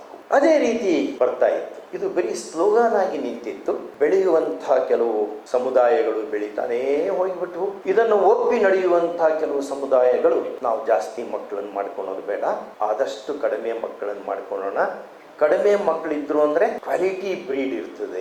ಬಹಳ ಬ್ರೀಡಿಂಗ್ ಆಯ್ತು ಅಂದ್ರೆ ಆ quality standard of the breed will be low ಅಂತ ಬರೀತಾನೆ Charles Darwin. On the origin of species ಅನ್ನುವಂತ ಮೊದಲನೇ ಪುಸ್ತಕ ಇದೆ. ಒಂದು HMS ಬೀಗಲ್ ನಲ್ಲಿ ವಾಯೇಜಿಗೆ ಹೋದಾಗ ತಾನು ಮಾಡಿದಂತ ರಿಸರ್ಚ್ ಅದ ಫಲಶ್ರುತಿಯಾಗಿ ಆ ಪುಸ್ತಕ ತಯಾರಿ ಆಗ್ತದೆ. ಅದರಲ್ಲಿ ಪ್ರೀ ಕೇಂಬ್ರಿಯನ್ ಎಕ್ಸ್ಪ್ಲೋಷನ್ ಅಂತ ಬರೀತಾರೆ. ನಿಮ್ಮ ಗೂಗಲ್ ನಲ್ಲಿ ಪ್ರೀ ಕೇಂಬ್ರಿಯನ್ ಎಕ್ಸ್ಪ್ಲೋಷನ್ ದಲ್ಲಿ ಹೆಂಗಾಯ್ತು ಅಂದ್ರೆ ಜೀವ ಸಂಕುಲ ಕೋಟಿ ಗಟ್ಟಲೆ ಬಂದು ಬಿಡುತ್ತೆ. ಎಲ್ಲಿ ಕಾಲಿಟ್ರಲ್ಲಿ ಜೀವ ಸಂಕುಲ ಇತ್ತಂತ. ಯಾಕೆ ಹೆಂಗಾಯ್ತು ಅಂತ ಗೊತ್ತಿಲ್ಲ ಅಂತವನಿಗೆ. ಯಾಕೆ ನಾಶ ಆಯ್ತು ಅಂದ್ಕೊಂಡು ಬರೀತಾನೆ. ಅದು ಜೀವ ಸಂಕುಲದ ಬಾಹುಳ್ಯದಿಂದ ಅವುಗಳ ಅವಸಾನ ಆತು ಅಂತ ಬರೀತಾನೆ on the origin of species ನಲ್ಲಿ. ಅಂದ್ರೆ ನಮ್ಮ ಭುವಿ ಇದು ಒಂದು ಪುಟ್ಟ ಪ್ರದೇಶ ನಮ್ದು. ನೀವು ವಿಶ್ವದ ಮಹಾನತೆಗೆ ಹೋಲಿಸಿದ್ರೆ ಇದು ಎಲ್ಲಿ ನಮ್ಮ ಸಮುದ್ರ ದಂಡೆಯಲ್ಲಿರುವಂತಹ ಒಂದೇ ಒಂದು ಕಾಳಿರುತ್ತಲ್ಲ, ಕಣ್ಣಲ್ಲಿ ಹಾಕೊಂಡ್ರೆ ಅಳಕದ ಸೈಜಿನ ಕಾಳು ಅಂತನೂ ಹೇಳಲ್ಲ ಭೂಮಿಗೆ, ಅಷ್ಟು ಚಿಕ್ಕದು ನಮ್ಮದು. ಇಲ್ಲಿ ಜೀವ ಸಂಕಲಗಳು ಹುಟ್ಟಿತು. ಅದೇ ರೀತಿ ಉತ್ಕ್ರಾಂತಿ ಆಯ್ತು. ಕ್ರಾಂತಿ ಮುಂದಿಂದು ಅವಸಾನ, ಹುಟ್ಟು, ಬೆಳವಣಿಗೆ, ಬೀಳುವಿಕೆ. ಅದು ಎಲ್ಲರಿಗೂ ಆಗ್ತದೆ. ಯಾಕೆ ಬೀಳ್ತದೆ? ಯಾವುದೇ ಸಿಸ್ಟಮ್ ಆಯ್ತು, ಯಾಕೆ ಬೀಳ್ತದೆ? ಒಂದು, ನಮಗೆ ಇರುವಂತ ಲಿಮಿಟೆಡ್ ರಿಸೋರ್ಸಸ್ ಅನ್ನ ಗಮನದಲ್ಲಿಟ್ಕೊಂಡು ನಂಬರ್ ಆಫ್ ಕನ್ಸ್ಯೂಮರ್ಸ್ ಅನ್ನ ನಾವು ಡಿಸೈಡ್ ಮಾಡಬೇಕಾಗ್ತದೆ. Resources are limited, consumers are they are outnumbering the resource value. ಏನಾಗ್ತದೆ? ಕಾಂಪಿಟೇಷನ್ ಸ್ಟಾರ್ಟ್ ಆಗಿ ಇನ್ನೂ ಲಿಮಿಟೆಡ್ ಆಯ್ತು ಅಂದ್ರೆ ಆ ಕಾಂಪಿಟೇಷನ್ ಕಾನ್ಫ್ಲಿಕ್ಟ್ ಆಗಿ ಕನ್ವರ್ಟ್ ಆಗ್ತದೆ ಅಂತ ಬರೀತಾನೆ ದಾಸ್ ಕ್ಯಾಪಿಟಲ್ ದಲ್ಲಿ. ಕಾರ್ಲ್ ಮಾರ್ಕ್ಸ್ ಬರೀತಾನೆ ಇಲ್ಲಿ, ಎಲ್ಲಿವರೆಗೆ resources are abundant there may be cooperation. Marx and Engels ಬರೆಯೋದು ದಾಸ್ ಕ್ಯಾಪಿಟಲ್ ದಲ್ಲಿ. Where the resources are in abundance generally there will be cooperation between the consumers. When resources crunch occurs the cooperation converts metamorphose into conflict. Competition then conflict. ಆ ರೀತಿ ನಮ್ಮ ಜನಸಂಖ್ಯಾ ಬಾಹುಳ್ಯವನ್ನು ನಾವು ನಿರ್ಧರಿಸಬೇಕಾಗ್ತದೆ. 1931ನೇ ಇಸ್ವಿಯಲ್ಲಿ Winston Churchill ಭಾರತದ ಬಗ್ಗೆ ಅಧ್ಯಯನ ಬೆಂಗಳೂರಿಗೆ ಬಂದಿದ್ರು. ಇಲ್ಲಿ ಒಂದು ಕ್ಲಬ್ ನಲ್ಲಿ ಒಬ್ಬ ಮೆಂಬರ್ ಆಗಿದ್ದು. ಅದ್ರ ಬಗ್ಗೆ ಒಂದು ಕೇಸ್ ಇದೆ. ನಾರಿಮನ್ ಅವರು, RF ನಾರಿಮನ್ ಅವರು ಒಂದು ಮೆನ್ಷನ್ ಮಾಡಿ ಬರೆದಾರೆ. ಸುಮಾರು ಒಂದು 7-8 ವರ್ಷದ ಹಿಂದೆ ಇರುವಂತಹ ಕೇಸ್. ಅವ್ರಿಗೆ ಇಲ್ಲಿ ಬಂದಾಗ ಕೇಳ್ತಾರೆ, sir, you have travelled width and breadth of India, what is your opinion about India as a nation? ಅವಾಗ ಅವ್ರು ಹೇಳ್ತಾನೆ, India is not a nation, it is mere population. ಯಾವಾಗಿದು? 1930ರ ದಶಕದಲ್ಲಿ ಭಾರತ, ಇಂದಿನ ಪಾಕಿಸ್ತಾನ, ಇಂದಿನ ಬರ್ಮಾ, ಇಂದಿನ ಬಾಂಗ್ಲಾ ಇದೆಲ್ಲ ಸೇರ್ಕೊಂಡು ಅಖಂಡ ಭಾರತ ಇದೆಯಲ್ಲ, ಆ ಭಾರತದಲ್ಲಿ ಇದ್ದಂತ ಜನಸಂಖ್ಯೆಯ ಬಗ್ಗೆ ಅವಾಗ ಹೇಳ್ತಾನೆ. ಅವಾಗಿನ ಜನಸಂಖ್ಯೆ ಸುಮಾರು 30 ಕೋಟಿ. ಭಾರತವನ್ನ ತುಂಡರಿಸಿ ಆಯ್ತು. ಭಾರತ ಮಾತೆಯನ್ನ ಸೈಡಿಗೆ ಇಟ್ಟೇವು ನಾವು. ತುಂಡರಿಸಿದ ಮೇಲೆ ಪಾಕಿಸ್ತಾನ, ನಂತರ 71ರಲ್ಲಿ ಬಾಂಗ್ಲಾದೇಶ ಆಯ್ತು. ಅವರಲ್ಲೂ ಸಹಿತ ಜನಸಂಖ್ಯೆ ಬೆಳೀತಾ ಹೋಯ್ತು. ಜನಸಂಖ್ಯಾ ಬಾಹುಳ್ಯದ ಕಾರಣವಾಗಿ ಬಾಂಗ್ಲಾದೇಶದ ನಿರ್ಮಾಣ ಆಯಿತು ಅನ್ಕೊಂಡು ಅಲ್ಲಿರುವಂತಹ ಕೆಲವು ಹಿಸ್ಟಾರಿಯನ್ಸ್ ಬರೆದಿದ್ದಾರೆ. One of the reasons for bifurcation of Pakistan into Pakistan, today's Pakistan and Bangladesh, but ಒಂದು ರೀಸನ್ ಭಾಷೆ, ಮತ್ತೊಂದು ಕಾರಣ ಅಲ್ಲಿ ಇಲ್ ಟ್ರೀಟ್ಮೆಂಟ್ ಆಗ್ತಿತ್ತು, ಡಿಸ್ಕ್ರಿಮಿನೇಷನ್ ಆಗ್ತಿತ್ತು, ಅದು ಒಂದು ಕಾರಣ. ಅದೇನೇ ಇರಲಿ, ಒನ್ ಆಫ್ ದ ರೀಸನ್ಸ್ ಏನು ಅಂದ್ರೆ ಎಕ್ಸೆಸಿವ್ ಪಾಪ್ಯುಲೇಷನ್. 1977ರಲ್ಲಿ ಕರ್ಣ ಸಿಂಗ್ ಅವರು ಒಂದು ರಿಪೋರ್ಟ್ ಕೊಡ್ತಾರೆ. 1977ನೇ ಇಸ್ವಿಯಲ್ಲಿ ಭಾರತದ ಜನಸಂಖ್ಯೆ ಸುಮಾರು 50ರಿಂದ 53 ಕೋಟಿ, ಕೆಲವರು 57 ಕೋಟಿ ಅಂತ ಹೇಳಿದ್ದಿದೆ. ಅವಾಗ ಕರ್ಣ ಸಿಂಗ್ ಅವರು ಹೇಳ್ತಾರೆ, ನಾನು ಅವ್ರ ಶಬ್ದವನ್ನೇ, ಇದು ಬರೀ ಭಾಷಣ ಅಲ್ಲ, ಯಾಕೆಂದ್ರೆ ಇದು ಚಿಂತನೆಗೆ ನಮ್ಮನ್ನೇ ನಾವು ತೊಡಗಿಸಿಕೊಳ್ಳುವಂತ ಕೆಲಸ. ಹಾಗಾಗಿ ನಾನು ಬರೀ ಭಾಷಣ ಮಾಡಿ ಹೋಗಲ್ಲ. ಈಗ ಅಲ್ಲಿ ಸ್ವಲ್ಪ ಅದ್ರ ಮೇಲಿರುವಂತ ಅಥಾರಿಟೇಟಿವ್ ರಿಪೋರ್ಟ್ಗಳೇನಿದೆ ಅನ್ನೋದನ್ನ ಕೊಟ್ಬಿಟ್ಟು, ಆದ್ರೂ ಸಹಿತ ಸಹಿತ ಇದನ್ನೆಲ್ಲ ನಾವು ತಿಳ್ಕೊಳ್ಬೇಕು. ಕರ್ಣ ಸಿಂಗ್ ಬರೀತಾರೆ, ವಿತ್ 1976 ರಿಪೋರ್ಟ್ ಇದು 77ರಲ್ಲಿ ಸಬ್ಮಿಟ್ ಆಗಿತ್ತು. With 2.4% of the world's land area, India has about 15% of the world's people. It is estimated that our population as on 1st January 1976 has crossed 600 million mark, 60 ಕೋಟಿ mark, and is now raising at the rate of well over 1 million per month. 10 lakh ಒಂದು ತಿಂಗಳಿಗೆ ಜಾಸ್ತಿ ಆಗ್ತಾ ಇದೆ. ಅವಾಗ ಹೇಳಿದ್ದು, since independence 250 millions have been added, that is equivalent to the entire population of Soviet Union, with 6 times the land area of India. Soviet union, undivided Soviet union ಇತ್ತಲ್ಲ, USSR ಅಂತ ಕರೀತಿದ್ರಲ್ಲ, ಅದು ಭಾರತದ ವಿಸ್ತೀರ್ಣದ ಸುಮಾರು 6 ಪಟ್ಟಿತ್ತು. ಅದ್ರ ಜನಸಂಖ್ಯೆ ಕಡಿಮೆ ಇತ್ತು. ಇದು 77ರಲ್ಲಿ. ಮುಂದವರು ಬರೀತಾರೆ, the increase every year is now equal to the entire population of Australia, which is 2.5 times the size of our country. ಆಗಿನ ಆಸ್ಟ್ರೇಲಿಯಾ, ಅಲ್ಲಿ ಫಾಕ್ಲ್ಯಾಂಡ್ ಏನೇನೋ ಇದೆ ಅಲ್ಲ, ಅದು ಬಿಟ್ಕೊಂಡ್ರು ಸಹಿತ ಅದರ ನಮ್ಮ ಭಾರತದ 2.5 ಪಟ್ಟಿತ್ತಂತ ಅವ್ರ ಏರಿಯಾ. ಈಗ 2 ಅಂತ ಇಟ್ಕೊಳ್ಳಿ. ಜನಸಂಖ್ಯೆ ಎಷ್ಟು ಕಡಿಮೆ ಇದೆ ನೋಡಿ. ನಮ್ಮ ಜನಸಂಖ್ಯೆ ಹೆಂಗಾಕೋತ ಹೋಗಿ ಅಲ್ವಾ? ಮಾಲ್ಥೂಸ್ ಒಂದು ಹೇಳ್ಬೇಕು ಇದಕ್ಕಿಂತ ಮೊದಲಿಗೆ ಒಂದ್ಸಲ. If the percentage of rate of increase continues unchecked, ಅವರ population at the turn of the century may well reach the staggering figure of 1 billion ಅಂತ ಹೇಳಿ 100 ಕೋಟಿಗೆ ಸಮಾನ ಆಗ್ತದೆ.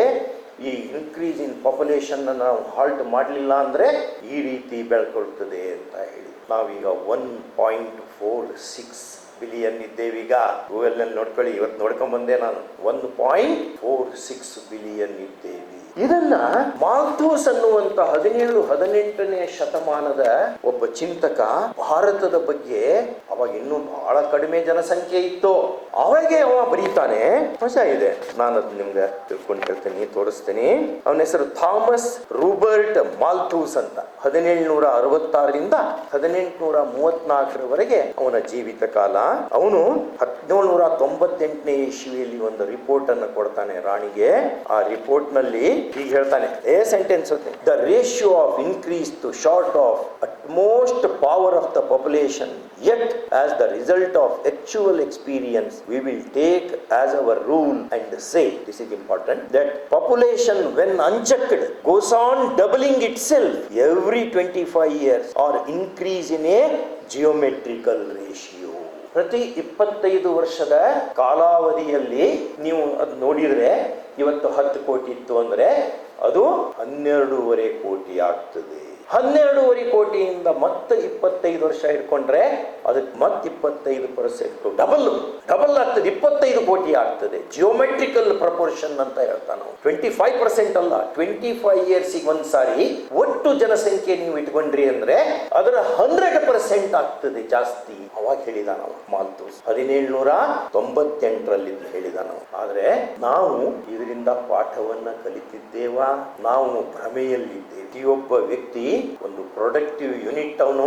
ಹಾಗಾಗಿ ಅವನನ್ನು ಪ್ರೊಡಕ್ಟಿವ್ ಯೂನಿಟ್ ಆಗಿ ನಾವು ಉಪಯೋಗಿಸಿದ್ವಿ ಅಂದ್ರೆ ಭಾರತ ವಿಜೃಂಭಿಸ್ತದೆ, ಬೆಳೆದು ಬಿಡುತ್ತದೆ ಅನ್ನುವಂತ ಭ್ರಮೆಯಲ್ಲೇ ಇದ್ದೇವೆ ನಾವು. ಇದನ್ನ ನೆಹರು ಹೇಳಿದ್ದಿದೆ, ಇಂದಿರಾ ಗಾಂಧಿ ಹೇಳಿದ್ದಿದೆ, ಟಿ ಕೃಷ್ಣಮಾಚಾರಿ ಹೇಳಿದ್ದಿದೆ, ಕುಮಾರ ಮಂಗಲಮ್ಮು ಹೇಳಿದ್ದೆ, ಇಂದಿರಾ ಗಾಂಧಿನೂ ಹೇಳಿದ್ದಿದೆ ಅಮೆರಿಕಕ್ಕೆ ಹೋದಾಗ. Population is not A problem.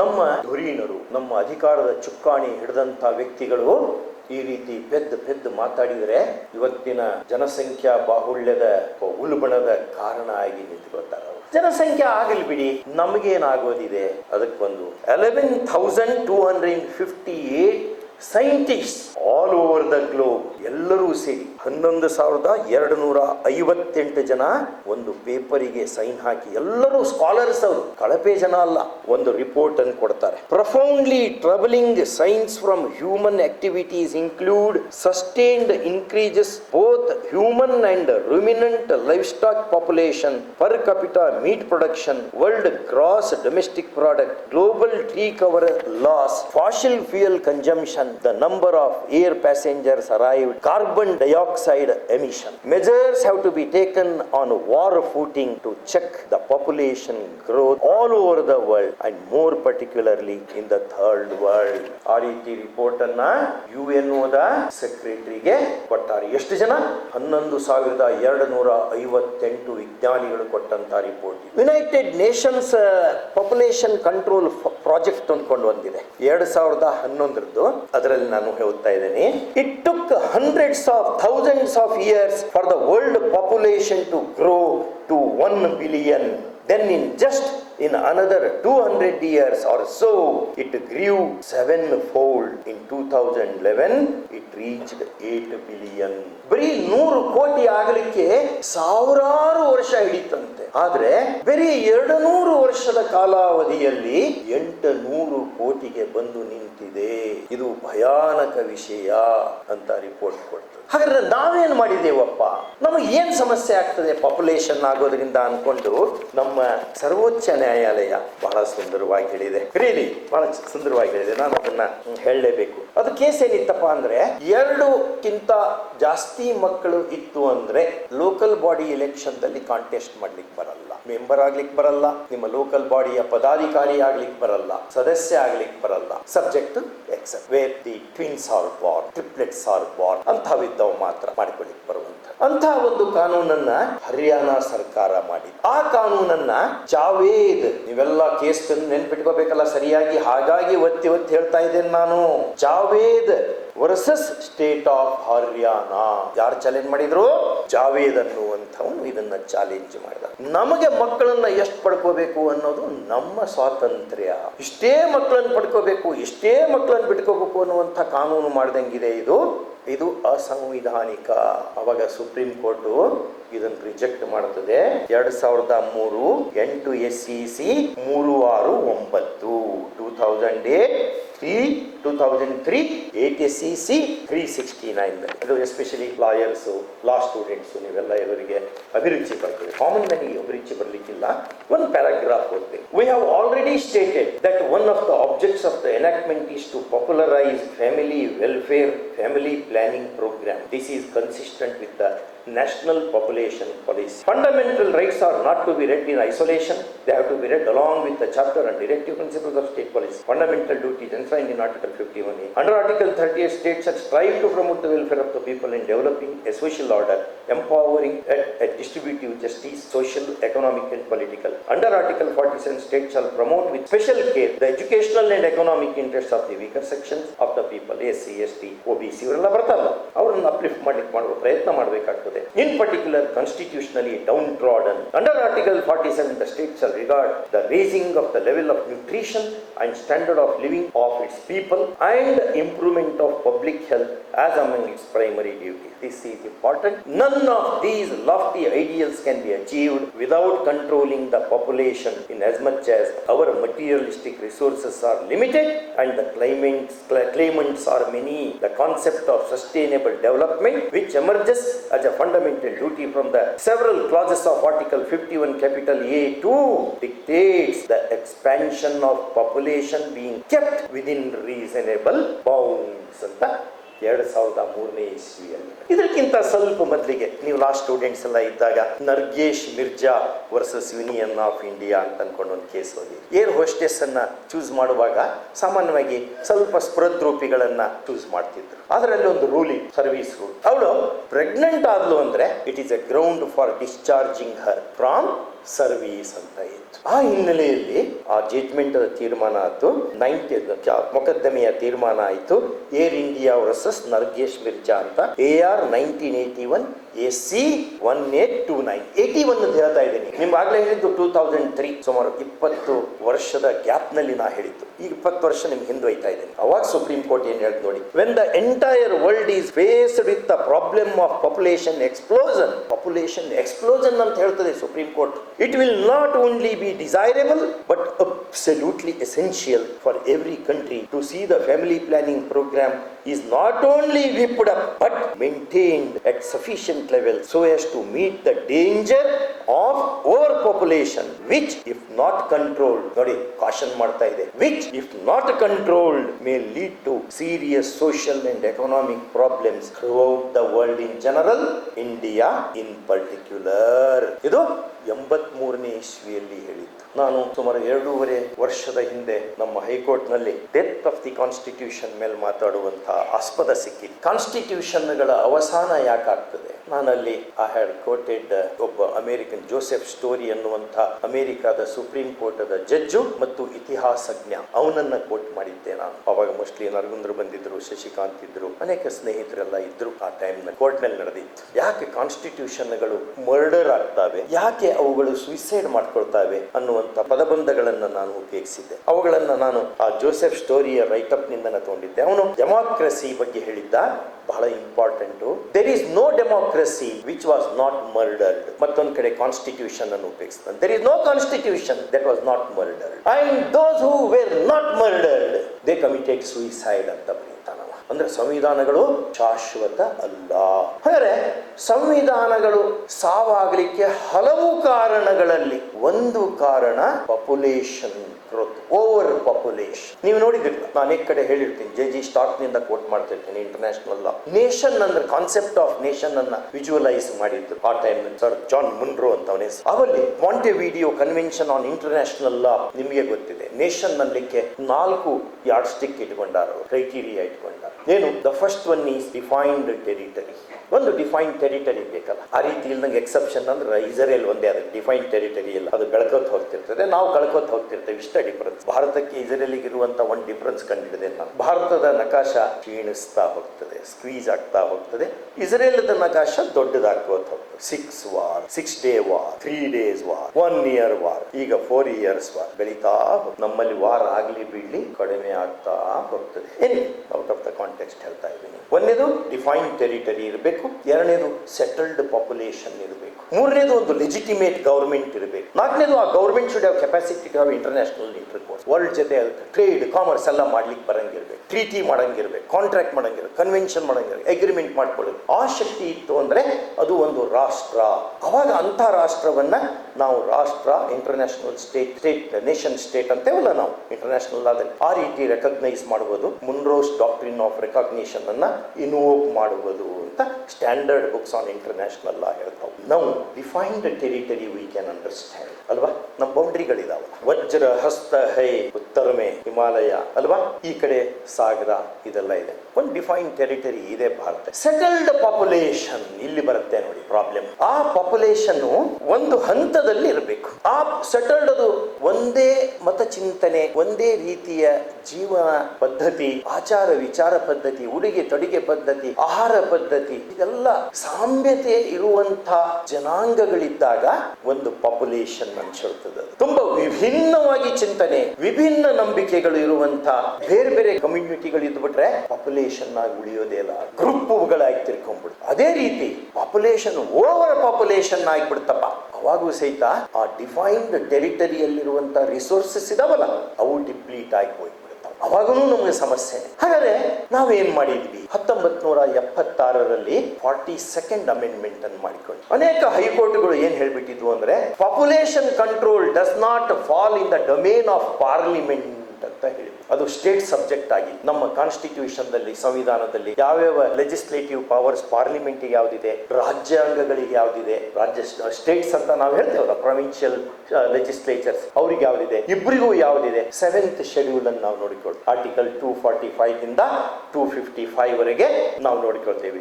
Distributive powers, legislative powers distribute ಆಗಿದೆಯಲ್ಲ, ಅದು ಸೆಂಟ್ರಲ್ ಗವರ್ಮೆಂಟ್ ನಲ್ಲಿ ಇರಲೇ ಇಲ್ಲ. ಹಾಗಾಗಿ ಅವ್ರು ಏನ್ ಮಾಡಿದ್ರು, 4 ಹೈಕೋರ್ಟ್ಗಳು ಏನ್ ಹೇಳ್ಬಿಟ್ಟು, ಸೆಂಟ್ರಲ್ ಸೆಂಟ್ರಲ್ ಗೌರ್ಮೆಂಟ್ಗೆ ಫ್ಯಾಮಿಲಿ ಪ್ಲಾನಿಂಗ್ ವಿಷಯದಲ್ಲಿ ಅಧಿಕಾರನೇ ಇಲ್ಲ.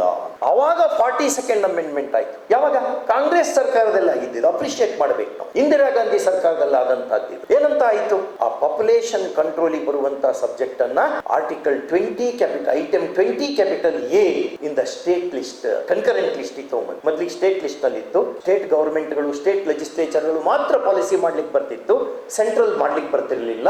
ಹಾಗಾಗಿ ಇಂದಿರಾ ರಿಜಿಮ್ ನಲ್ಲಿ ಒಂದು ಏನಾದ್ರೂ ಒಳ್ಳೆ ಕೆಲಸ ಆಗಿದ್ರೆ ಇದು ಒಂದೇ ಆರ್ಟಿಕಲ್, ಅದು item number 20 capital A was brought down to concurrent, so that center can make law, center can evolve policy, state can make law, state can also formulate the policies. ಹಾಗಾದ್ರೆ ಈ ಪಾಲಿಸಿಗಳು ಯಾವ ಲೆಜಿಸ್ಲೇಟಿವ್ ಪಾಲಿಸಿಗಳ ನಿಮಗೆ ಗೊತ್ತಿದೆ.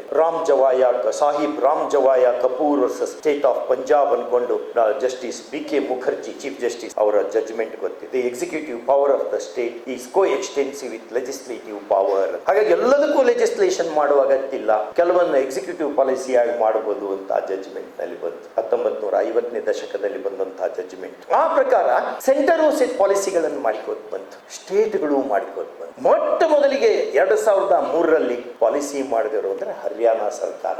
Local bodies ನಲ್ಲಿ election ನಿಲ್ಲಿಕ್ಕೆ ಬರಲ್ಲ ಅನ್ಕೊಂಡು ಮಾಡಿದಂಥವ್ರು. ಅದನ್ನು ಸುಪ್ರೀಂ ಕೋರ್ಟ್ 2003ರಲ್ಲಿ ಅಪ್ಹೋಲ್ಡ್ ಮಾಡ್ತು. ಅದೇ ರೀತಿ ಅಸ್ಸಾಂದಲ್ಲಿ ಮಾಡಿದ್ದಾರೆ. ಅವರು ಎಕ್ಸಿಕ್ಯೂಟಿವ್ ಪವರ್ ನಿಂದ ಮಾಡ್ಯಾರ. ಏನಂತ ಮಾಡ್ಯಾರ? 2 ಮಕ್ಕಳಿಗಿಂತ ಜಾಸ್ತಿ ಇರೋರು ಗವರ್ಮೆಂಟ್ ಜಾಬ್ ಇಲ್ಲ, ಸಬ್ಜೆಕ್ಟ್ ಟು ಎಕ್ಸೆಪ್ಷನ್ಸ್. 2 ಮಕ್ಕಳಿಗಿಂತ ಜಾಸ್ತಿ ಇರೋರಿಗೆ ಸ್ಟೇಟ್ ದ ಕಾಂಟ್ರಾಕ್ಟ್ಗಳಿಲ್ಲ, ಲಾರ್ಜೆಸ್ ಇಲ್ಲ. ಇಲೆಕ್ಟ್ರಿಸಿಟಿ ಪವರ್ ಜಾಸ್ತಿ, ಚಾರ್ಜಸ್ ಜಾಸ್ತಿ, ವಾಟರ್ ಸೆಸ್ ಜಾಸ್ತಿ, ಘರಪಟ್ಟಿ ಅಂತೇವಲ್ಲ ಹೌಸ್ ಟ್ಯಾಕ್ಸ್ ಅದು ಜಾಸ್ತಿ. ಒಂದೇ ಮಕ್ಕಳಿರೋರಿಗೆ 2 ಮಕ್ಕಳಿರೋರಿಗೆ ಇನ್ಸೆಂಟಿವ್ಸ್ ಎಲ್ಲ ಫಾರ್ಮ್ ಮಾಡಿದ್ರು. ಎಕ್ಸಿಕ್ಯೂಟಿವ್ ಪವರ್ ನಲ್ಲೇ ಮಾಡಿದ್ರು. ಯಾವುದೇ ಶಾಸನಗಳನ್ನ ಮಾಡಿಲ್ಲ, ಯಾವುದೇ ಎನಾಕ್ಟ್ಮೆಂಟ್ ಮಾಡಿಲ್ಲ, ಲೆಜಿಸ್ಲೇಷನ್ ಅನ್ನು ಮಾಡಿಲ್ಲ. ಅಸ್ಸಾಂನಲ್ಲಿ ಆಗಿದೆ. ನಮ್ಮಲ್ಲಿ ಆ ರೀತಿಯಾಗಿಲ್ಲ. ನಮ್ಮಲ್ಲಿ ಬೇರೆ ಬೇರೆ ಆಗ್ತಾ ಇದೆ. ನಿಮ್ಗೆ ಗೊತ್ತಿದೆ, ನಾನೇನು ಹೆಚ್ಚು ಹೇಳುವ ಅಗತ್ಯವಿಲ್ಲ, ಕಂಟ್ರೋವರ್ಸಿ ಮಾಡುವ ಅಗತ್ಯವಿಲ್ಲ. ನಾನು ಈಗ ಮಡಿವಂತಿಕೆಯಿಂದ ಈ ಸಬ್ಜೆಕ್ಟ್ ಅನ್ನು ಮಾತ್ರ ಟ್ರೀಟ್ ಮಾಡ್ತಾ ಇದ್ದೀನಿ, ನಿಮ್ಮ ಕಾಂಟೆಂಪ್ಲೇಷನ್ಗೆ ಬಿಡ್ತಾ ಇದೆ. ಒಂದು ಇಂಪಾರ್ಟೆಂಟ್ ವಿಷಯ ಹೇಳಬೇಕು. ಮೊನ್ನೆ ಸೀನಿಯರ್ ಅಡ್ವೊಕೇಟ್ ಅಶೋಕ್ ಸೇನ್ ಅವರ ಭಾವಚಿತ್ರದ ಅನಾವರಣ ಆಯಿತು ಸುಪ್ರೀಂ ಕೋರ್ಟ್ ನಲ್ಲಿ. ಅಲ್ಲಿ ಹರೀಶ್ ಸಾಳ್ವೆ ಅವರ ಕೈಯಿಂದ ಆಯಿತು. ಚೀಫ್ ಜಸ್ಟಿಸ್ ಆಫ್ ಇಂಡಿಯಾ ಮತ್ತು ಹರೀಶ್ ಸಾಳ್ವೆ ಅವರು ಅನಾವರಣ ಮಾಡಿ. ಅಲ್ಲಿ ಹರೀಶ್ ಸಾಳ್ವೆ ಅವರು ತಮ್ಮ ಸ್ಪೀಚ್ ಸಿಗ್ತಾ ಇದೆ, ಗೂಗಲ್ ನಲ್ಲಿ ಇದೆ, ನೋಡ್ಕೋಬಹುದು, ಎಲ್ಲಾ ಕಡೆ ಸಿಗ್ತದೆ. ಅಲ್ಲಿ ಹೇಳಿದ್ದಾರೆ ಅವರು demographic changes, rapid demographic changes ಅನ್ನೋ ಪದಬಂಧವನ್ನು ಉಪಯೋಗಿಸ್ಯಾರ. Rapid demographic changes, growth of population, ಇದನ್ನು ಉಪಯೋಗಿಸಲ್ಲ. ಬರೇ ಪಾಪ್ಯುಲೇಷನ್ ಗ್ರೋತ್ ಆಗ್ತಾ ಇದೆ ಅಂದ್ರೆ ಕೆಲವು ಕಮ್ಯುನಿಟಿಗಳು 1-2 ಮಕ್ಕಳನ್ನಷ್ಟೇ ಹಡ್ಕೋತಾರೆ. ಅದು ಜಾಸ್ತಿ ಅವ್ರು ನಾವೇನ್ ಮಾಡೋಣ ಅಂತ ಕೇಳಿದ್ರು. ನಾನು ಒಂದೇ ಮಗಳನ್ನ ಹಡ್ಕೊಂಡೆ. ನಾವು ಜಾಸ್ತಿ ಜನರನ್ನ ಬೇರೆ ಹಡ್ಕೊಂಡ್ರೆ 10 ಜನ 12 ಜನ ಮಕ್ಕಳನ್ನ ಹಡ್ಕೊಂಡ್ರೆ ನಾವೇನ್ ಮಾಡೋಣಪ್ಪ, ನಾವೇನ್ ಮಾಡೋಣ ಅನ್ನಕ್ ಬರಲ್ಲ. ಫ್ಯಾಮಿಲಿ ಯೂನಿಟ್ ಅನ್ನ ನಾವು ಡಿಫೈನ್ ಮಾಡಿಲ್ಲ ಇವತ್ತಿನವರೆಗೆ. ಫ್ಯಾಮಿಲಿ ಅಂದ್ರೇನು, ಎಷ್ಟು ಜನರಿದ್ರೆ ಫ್ಯಾಮಿಲಿ ನಾವು ಇವತ್ತಿಗೂ ಡಿಸೈಡ್ ಮಾಡಿಲ್ಲ. ಫ್ಯಾಮಿಲಿ 20 ಮಕ್ಕಳು ಹಡ್ಕೊಂಡ್ರು ಫ್ಯಾಮಿಲಿನೇ. 20 ಮಕ್ಕಳಿಗೆ ಮೈನಾರಿಟಿ ಅನ್ನೋ ಕಾರಣಕ್ಕೆ ಫ್ಯಾಸಿಲಿಟೀಸ್ಗಳನ್ನ ಕೊಡೋದು, 20 ಮಕ್ಕಳಿಗೆ ರೇಷನ್ ಅನ್ನ ಕೊಡೋದು, ಎಲ್ಲಿಂದ ತಗೊಂಡ್ಬರ್ಬೇಕು, ಯಾರ್ದು ದುಡ್ಡು? 20 ಮಕ್ಕಳಲ್ಲಿ ಬೇರೆಯವರು ಆ ಯಾತ್ರೆ, ಈ ಯಾತ್ರೆ, ಹಜ್ ಯಾತ್ರೆ, ಕಾಶಿ ಯಾತ್ರೆ, ಹೀಗೆಲ್ಲ ಹೋದವ್ರಿಗೆಲ್ಲರಿಗೂ ನಾವು ದುಡ್ಡು ಕೊಟ್ಕೋತ ಹೋದ್ರೆ ನಮ್ಮ ಎಕಾನಮಿ ಉಳಿಯೋದು ಹೇಗೆ? ಬರೇ ಜನಸಂಖ್ಯೆ ಬಾಹುಳ್ಯ ಒಂದೇ ಅಲ್ಲ, ಯಾವ ಕಮ್ಯುನಿಟಿಗಳು ಸ್ವಾತಂತ್ರ್ಯದ ಟೈಮ್ ನಲ್ಲಿ ಎಷ್ಟೆಷ್ಟು ಇದ್ವು ಅನ್ಕೊಂಡು ನಮ್ಮಷ್ಟಕ್ಕೆ ನಾವೇ ಪ್ರಶ್ನೆ ಹಾಕೊಳ್ಬೇಕು. ಯಾವ್ಯಾವ ಕಮ್ಯುನಿಟಿಗಳು ಎಷ್ಟೆಷ್ಟು ಪರ್ಸೆಂಟೇಜ್ ಇದ್ವಪ್ಪ? ಸಪೋಸ್ ಈ ದೇಶದಲ್ಲಿ 40% ಬ್ರಾಹ್ಮಿನ್ಸ್ ಆದ್ರು ಅಂತ ಇಟ್ಕೊಂಡ್ಬಿಡಿ, ದೇಶ ಸರಿ ಹೋಗ್ತದ? ಹೋಗಲ್ಲ. ಯಾವ ಕಮ್ಯುನಿಟಿಗಳು ಎಷ್ಟು ಇರಬೇಕು ಅಷ್ಟೇ ಇರಬೇಕು. ಅವಾಗ ಒಂದು ಸಮತೋಲನ ಸ್ಟಾರ್ಟ್ ಆಗ್ತದೆ. ಯಾಕೆಂದ್ರೆ ಕೆಲವು ಕಮ್ಯುನಿಟಿಗಳಿಗೆ ಒತ್ತಿ ಹೇಳ್ತೀನಿ, ಎಲ್ಲವೂ ನಮ್ಮ ಕಮ್ಯುನಿಟಿಗಳೇ, ಅವುಗಳಿಗೆ ಬೇರೆ ಕಮ್ಯುನಿಟಿಗಳನ್ನ ನುಂಗುವಂತ ದುರ್ಗುಣ ಇತಿಹಾಸ ಹಿಂಗೆ ಹೇಳ್ತದೆ. ಕೆಲವು ಪ್ರಿಡೇಟರಿ ಮತಚಿಂತನೆಗಳಿದಾವು, ಅವು ಒಂದ್ ಹಂತಕ್ಕೆ ಬೆಳೆದು ಅಂದ್ರೆ ಅಲ್ಲಿರುವಂತ ಬೇರೆ ಸಮುದಾಯಗಳನ್ನ ನುಂಗಿ ಹಾಕಿ ಬಿಡುತ್ತಾವೆ. ನಾವೇನ್ ಮಾಡಬೇಕು? ಅವಾಗ ಸಂವಿಧಾನದ ಸಾವಾಗ್ತದೆ. ಬೋಸ್ನಿಯಾದ ಸಂವಿಧಾನದ ಸಾವು ಯಾಕಾಯ್ತು ಅನ್ಕೊಂಡು ಗೂಗಲಿಗೆ ಹೊಡೆದು ನೋಡಿದೆ ನಾನು. ಒಂದು ರೀಸನ್ ಅವ್ರು ಕೊಟ್ಟಿದ್ದು ಅಂದ್ರೆ ಡೆಮೋಗ್ರಫಿಕ್ ಚೇಂಜಸ್ ಅಂತ ಕೊಟ್ಟರು. ಸ್ಪೇನಿಗೆ ಅದೇ ಭಯ ಇದೆ. ಈ ಒಂದೇ ವಾರದಲ್ಲಿ ಎಲ್ಲೆಲ್ಲಿ ಕೆಲವು ಸಮುದಾಯಗಳು, ನಿಮ್ಮ ಸಮುದಾಯಗಳು 30%, 35% ಹೋಗ್ಬಿಡ್ತಾವಲ್ಲ, ಅಲ್ಲಿ ರೂಲ್ ಆಫ್ ಲಾ ಉಳಿಯಲ್ಲ. ನಿಮ್ಮ ಸಮುದಾಯಗಳು, ಅಲ್ಲಿ ಒಂದು ಸಮುದಾಯ, ಅಂಥ ಸಮುದಾಯಗಳು ಒಂದು ಹಂತಕ್ಕೆ ಬೆಳೆದು ಅಂದ್ರೆ ಅಲ್ಲಿ ಡಿಕ್ರಿಗಳು ಎಕ್ಸಿಕ್ಯೂಟ್ ಆಗಲ್ಲ. ಮಾಡಿ ನೋಡಿ ನೀವು, ನಿಮ್ಮ ಅನುಭವ ಇದೆ ನಿಮ್ಮೆಲ್ಲರಿಗೂ, ನಾನೇನು ಹೇಳೋ ಅಗತ್ಯ ಇಲ್ಲ. ಯಾವ ಕೋರ್ಟ್ ಡಿಕ್ರಿನೂ ಆಗಲ್ಲ. ಅನೇಕ ರಾಷ್ಟ್ರಗಳಲ್ಲಿ ಸ್ವಲ್ಪ ಆ ಕಡೆ ನೋಡಿ, ಒಂದು 25 20, 25, 30%ಗೆ ಕೆಲವು ಸಮುದಾಯಗಳು ಬೆಳೆದ್ಬಿಟ್ಟು ಅಂದ್ರೆ ಅಲ್ಲಿಯ ಸ್ಥಾನೀಯ ಸಮುದಾಯಗಳು ಸತ್ತು ಹೋಗ್ತಾವೆ. ನೇಟಿವ್ ರಿಲಿಜನ್ಸ್, ನೇಟಿವ್ ಫೇತ್ಸ್ ಸ್ವ್ಯಾಲೋ ಮಾಡಿ ಬಿಡ್ತಾವ ಕೆಲವು ಸಮುದಾಯ. ಅವಕ್ಕೆ ಪ್ರಿಡೇಟರಿ ಮತಚಿಂತನೆಗಳು ಅಂತ ಕರಿಬಹುದು ನಾವು. ಪ್ರಿಡೇಟರಿ ನೇಚರ್ ಇದೆ ಅವರಿಗೆ ಕೆಲವಕ್ಕೆ, ಕೆಲವಂತಲ್ಲ. ಇತಿಹಾಸದಲ್ಲಿ ಹಾಗೆ ಇರಾನ್ ಆ ರೀತಿ ಆಯ್ತು, ಇರಾಕ್ ಆ ರೀತಿ ಆಯ್ತು. ಆ ಕಡೆ ದೂರ ಹೋಗೋದೇ ಬೇಡ, ನಾವು ಪಾಕಿಸ್ತಾನಕ್ಕೆ ಬನ್ನಿ. ಪಾಕಿಸ್ತಾನದಲ್ಲಿ ಪಾಕಿಸ್ತಾನ 14/8/1947 ಇಸ್ವಿ ಅಂದ್ರೆ ಒಂದ್ ದಿವಸ ಮೊದಲು ಚತುರ್ದಶಿ ದಿವಸ ಹುಟ್ಟದು. ನಾವು ಅಮಾವಾಸ್ಯೆ ದಿವಸ 15ನೇ ತಾರೀಕು ಕತ್ಲ ರಾತ್ರಿಯಲ್ಲಿ ಹುಟ್ಟಿದಂತ ದೇಶ ಇದು. ನಾವು ಅವರು ಚತುರ್ದಶಿಯಲ್ಲಿ ಹುಟ್ಟಿದಂತಹ ದೇಶದಲ್ಲಿ ಅಲ್ಲಿಯ ಮೈನಾರಿಟಿ ಕಮ್ಯುನಿಟಿಗಳು ಅಂದ್ರೆ ಪಾಕಿಸ್ತಾನದ ಮೈನಾರಿಟಿ ಕಮ್ಯುನಿಟಿಗಳು ಅವರು ಎಷ್ಟು ಪ್ರತಿಶತ ಇತ್ತು ಗೂಗಲ್ನಲ್ಲಿ ಹೋಗಿ ನೋಡಿ. ಈಗ ಎಷ್ಟು ಪ್ರತಿಶತ ಆಗಿದೆ ನೋಡಿಕೊಳ್ಳಿ. ಪಾಕಿಸ್ತಾನ, ಬಾಂಗ್ಲಾದೇಶ್ ಯಾವ ರೀತಿ ಆಗಿದೆ. 14 ಆಗಸ್ಟ್ 1947, 15 ಆಗಸ್ಟ್ 1947 ಎರಡು ರಾಷ್ಟ್ರಗಳ ಉಗಮ. ಜಿನ್ನಾ ಹೇಳಿದ್ರು, ನಮ್ಮ ದೇಶದಲ್ಲಿ ಎಲ್ಲ ಮೈನಾರಿಟಿಗಳು ಸೇಫ್ ಆಗಿರುವಂಥದ್ದು ನಮ್ಮ ಉದ್ದೇಶ. ನಮ್ಮ ಸಂವಿಧಾನವನ್ನು ಅದೇ ರೀತಿ ಮಾಡ್ತೇವೆ. ಮೈನಾರಿಟಿ ಕಮ್ಯುನಿಟಿಗಳು ಹಿಂದೂಸ್, ಪಾರ್ಸೀಸ್, ಸಿಖ್ಸ್, ಜೈನ್ಸ್, ಕ್ರಿಶ್ಚಿಯನ್ಸ್ ಇವರು ಎಲ್ಲರಿಗೂ ನನ್ನ ಅಭಯ ಹಸ್ತ ಇದೆ.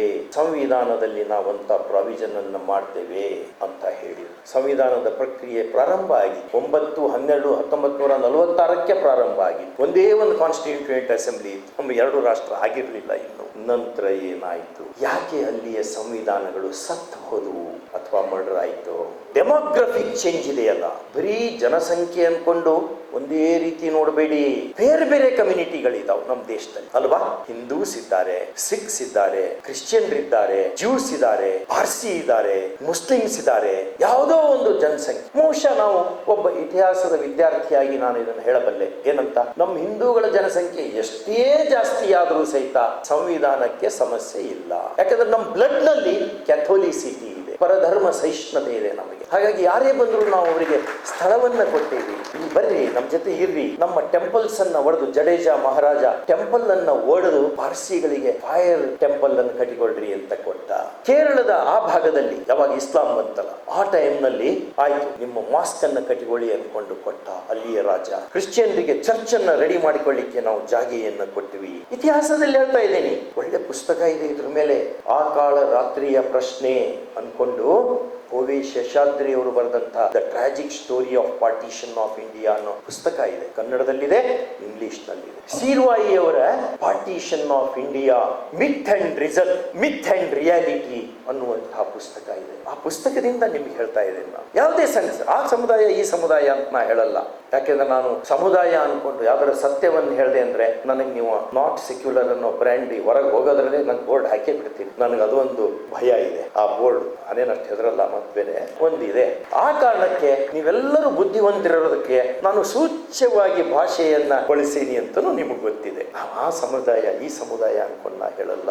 ಆ ಕೆಲವು ಸಮುದಾಯಗಳ ಸಂಖ್ಯೆ ಜಾಸ್ತಿ ಆದಾಗ ಏನಾಗಿದೆ, ಜಮ್ಮು ಕಾಶ್ಮೀರ ಅಂತ ಬಳಿ ಏನಾಗಿದೆ, ನಮ್ಮ ಮಗ್ಲಲ್ಲಿರುವಂತಹ ಇನ್ನೊಂದು ರಾಜ್ಯ ಇದೆ, ಅಲ್ಲಿ ಹೋಗಿ ಅವ್ರನ್ನ ಕೇಳಿ, ಹೋಗಿ ಜಸ್ಟಿಸ್ KT ಥಾಮಸ್ ಅವ್ರನ್ನ ಕೇಳಿ ಅವ್ರೇನ್ ಹೇಳ್ತಾ ಇದ್ದಾರೆ. ಇತ್ತೀಚಿನ ಕೆಲವೇ ವರ್ಷಗಳ ಹಿಂದೆ ಅವ್ರು ಹೇಳಿದ್ದಿದೆ ಏನಾಗಿದೆ. ಬೇರೆ ಜನಸಂಖ್ಯಾ ಬಾಹುಳ್ಯ ಅಲ್ಲ, ಯಾವ ಸಮುದಾಯಗಳು ಎಷ್ಟೆಷ್ಟು ಜಾಸ್ತಿ ಆಗ್ತಾ ಇದ್ದಾರೆ.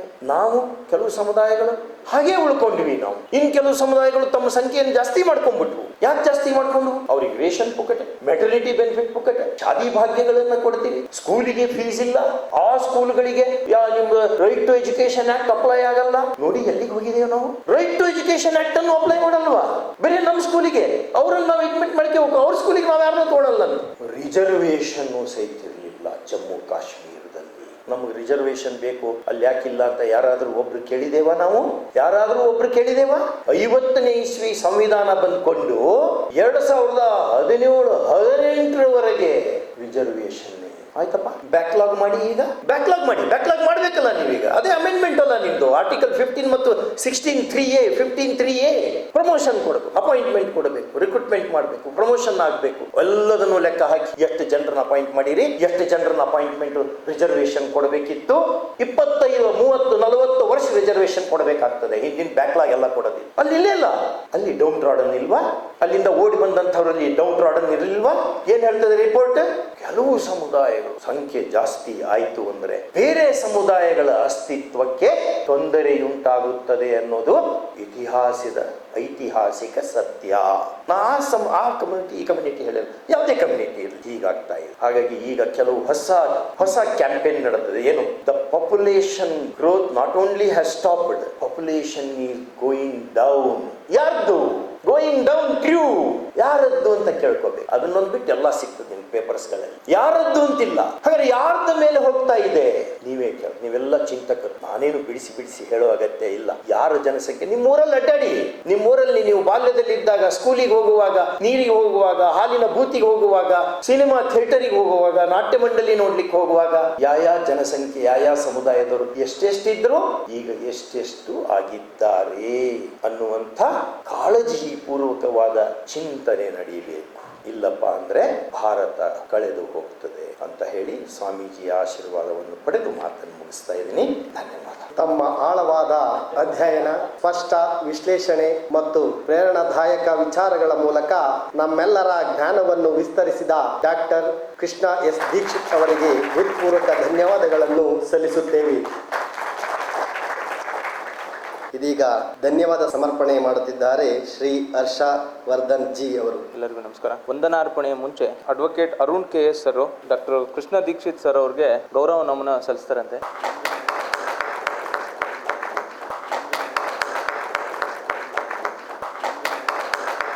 ಆಯೋಜನೆ ಮಾಡಿದ್ದು ಜನಸಂಖ್ಯಾ ಬಾಹುಳ್ಯ ಮತ್ತು ರಾಷ್ಟ್ರೀಯ ಬಿಕ್ಕಟ್ಟು ಒಂದು ಅವಲೋಕನ. ಈ ಕಾರ್ಯಕ್ರಮಕ್ಕೆ ಉಪನ್ಯಾಸಕರಾಗಿ ಡಾಕ್ಟರ್ ಕೃಷ್ಣ ಎಸ್ ದೀಕ್ಷಿತ್, ವಿಶ್ರಾಂತ ನ್ಯಾಯಮೂರ್ತಿ, ಕರ್ನಾಟಕ ಮತ್ತು ಒಡಿಶಾ ಹೈಕೋರ್ಟ್, ಇವರು ಬಂದು ನಮ್ಮ ವಕೀಲರ ಪರವಾಗಿ ಹಾಗೂ ಇಲ್ಲಿ ಎಲ್ಲ ನೆರೆದಿರ್ತಕ್ಕಂಥರ ಪರವಾಗಿ ವಂದನೆಗಳನ್ನು ಹೇಳಲು ಇಷ್ಟಪಡ್ತೀನಿ.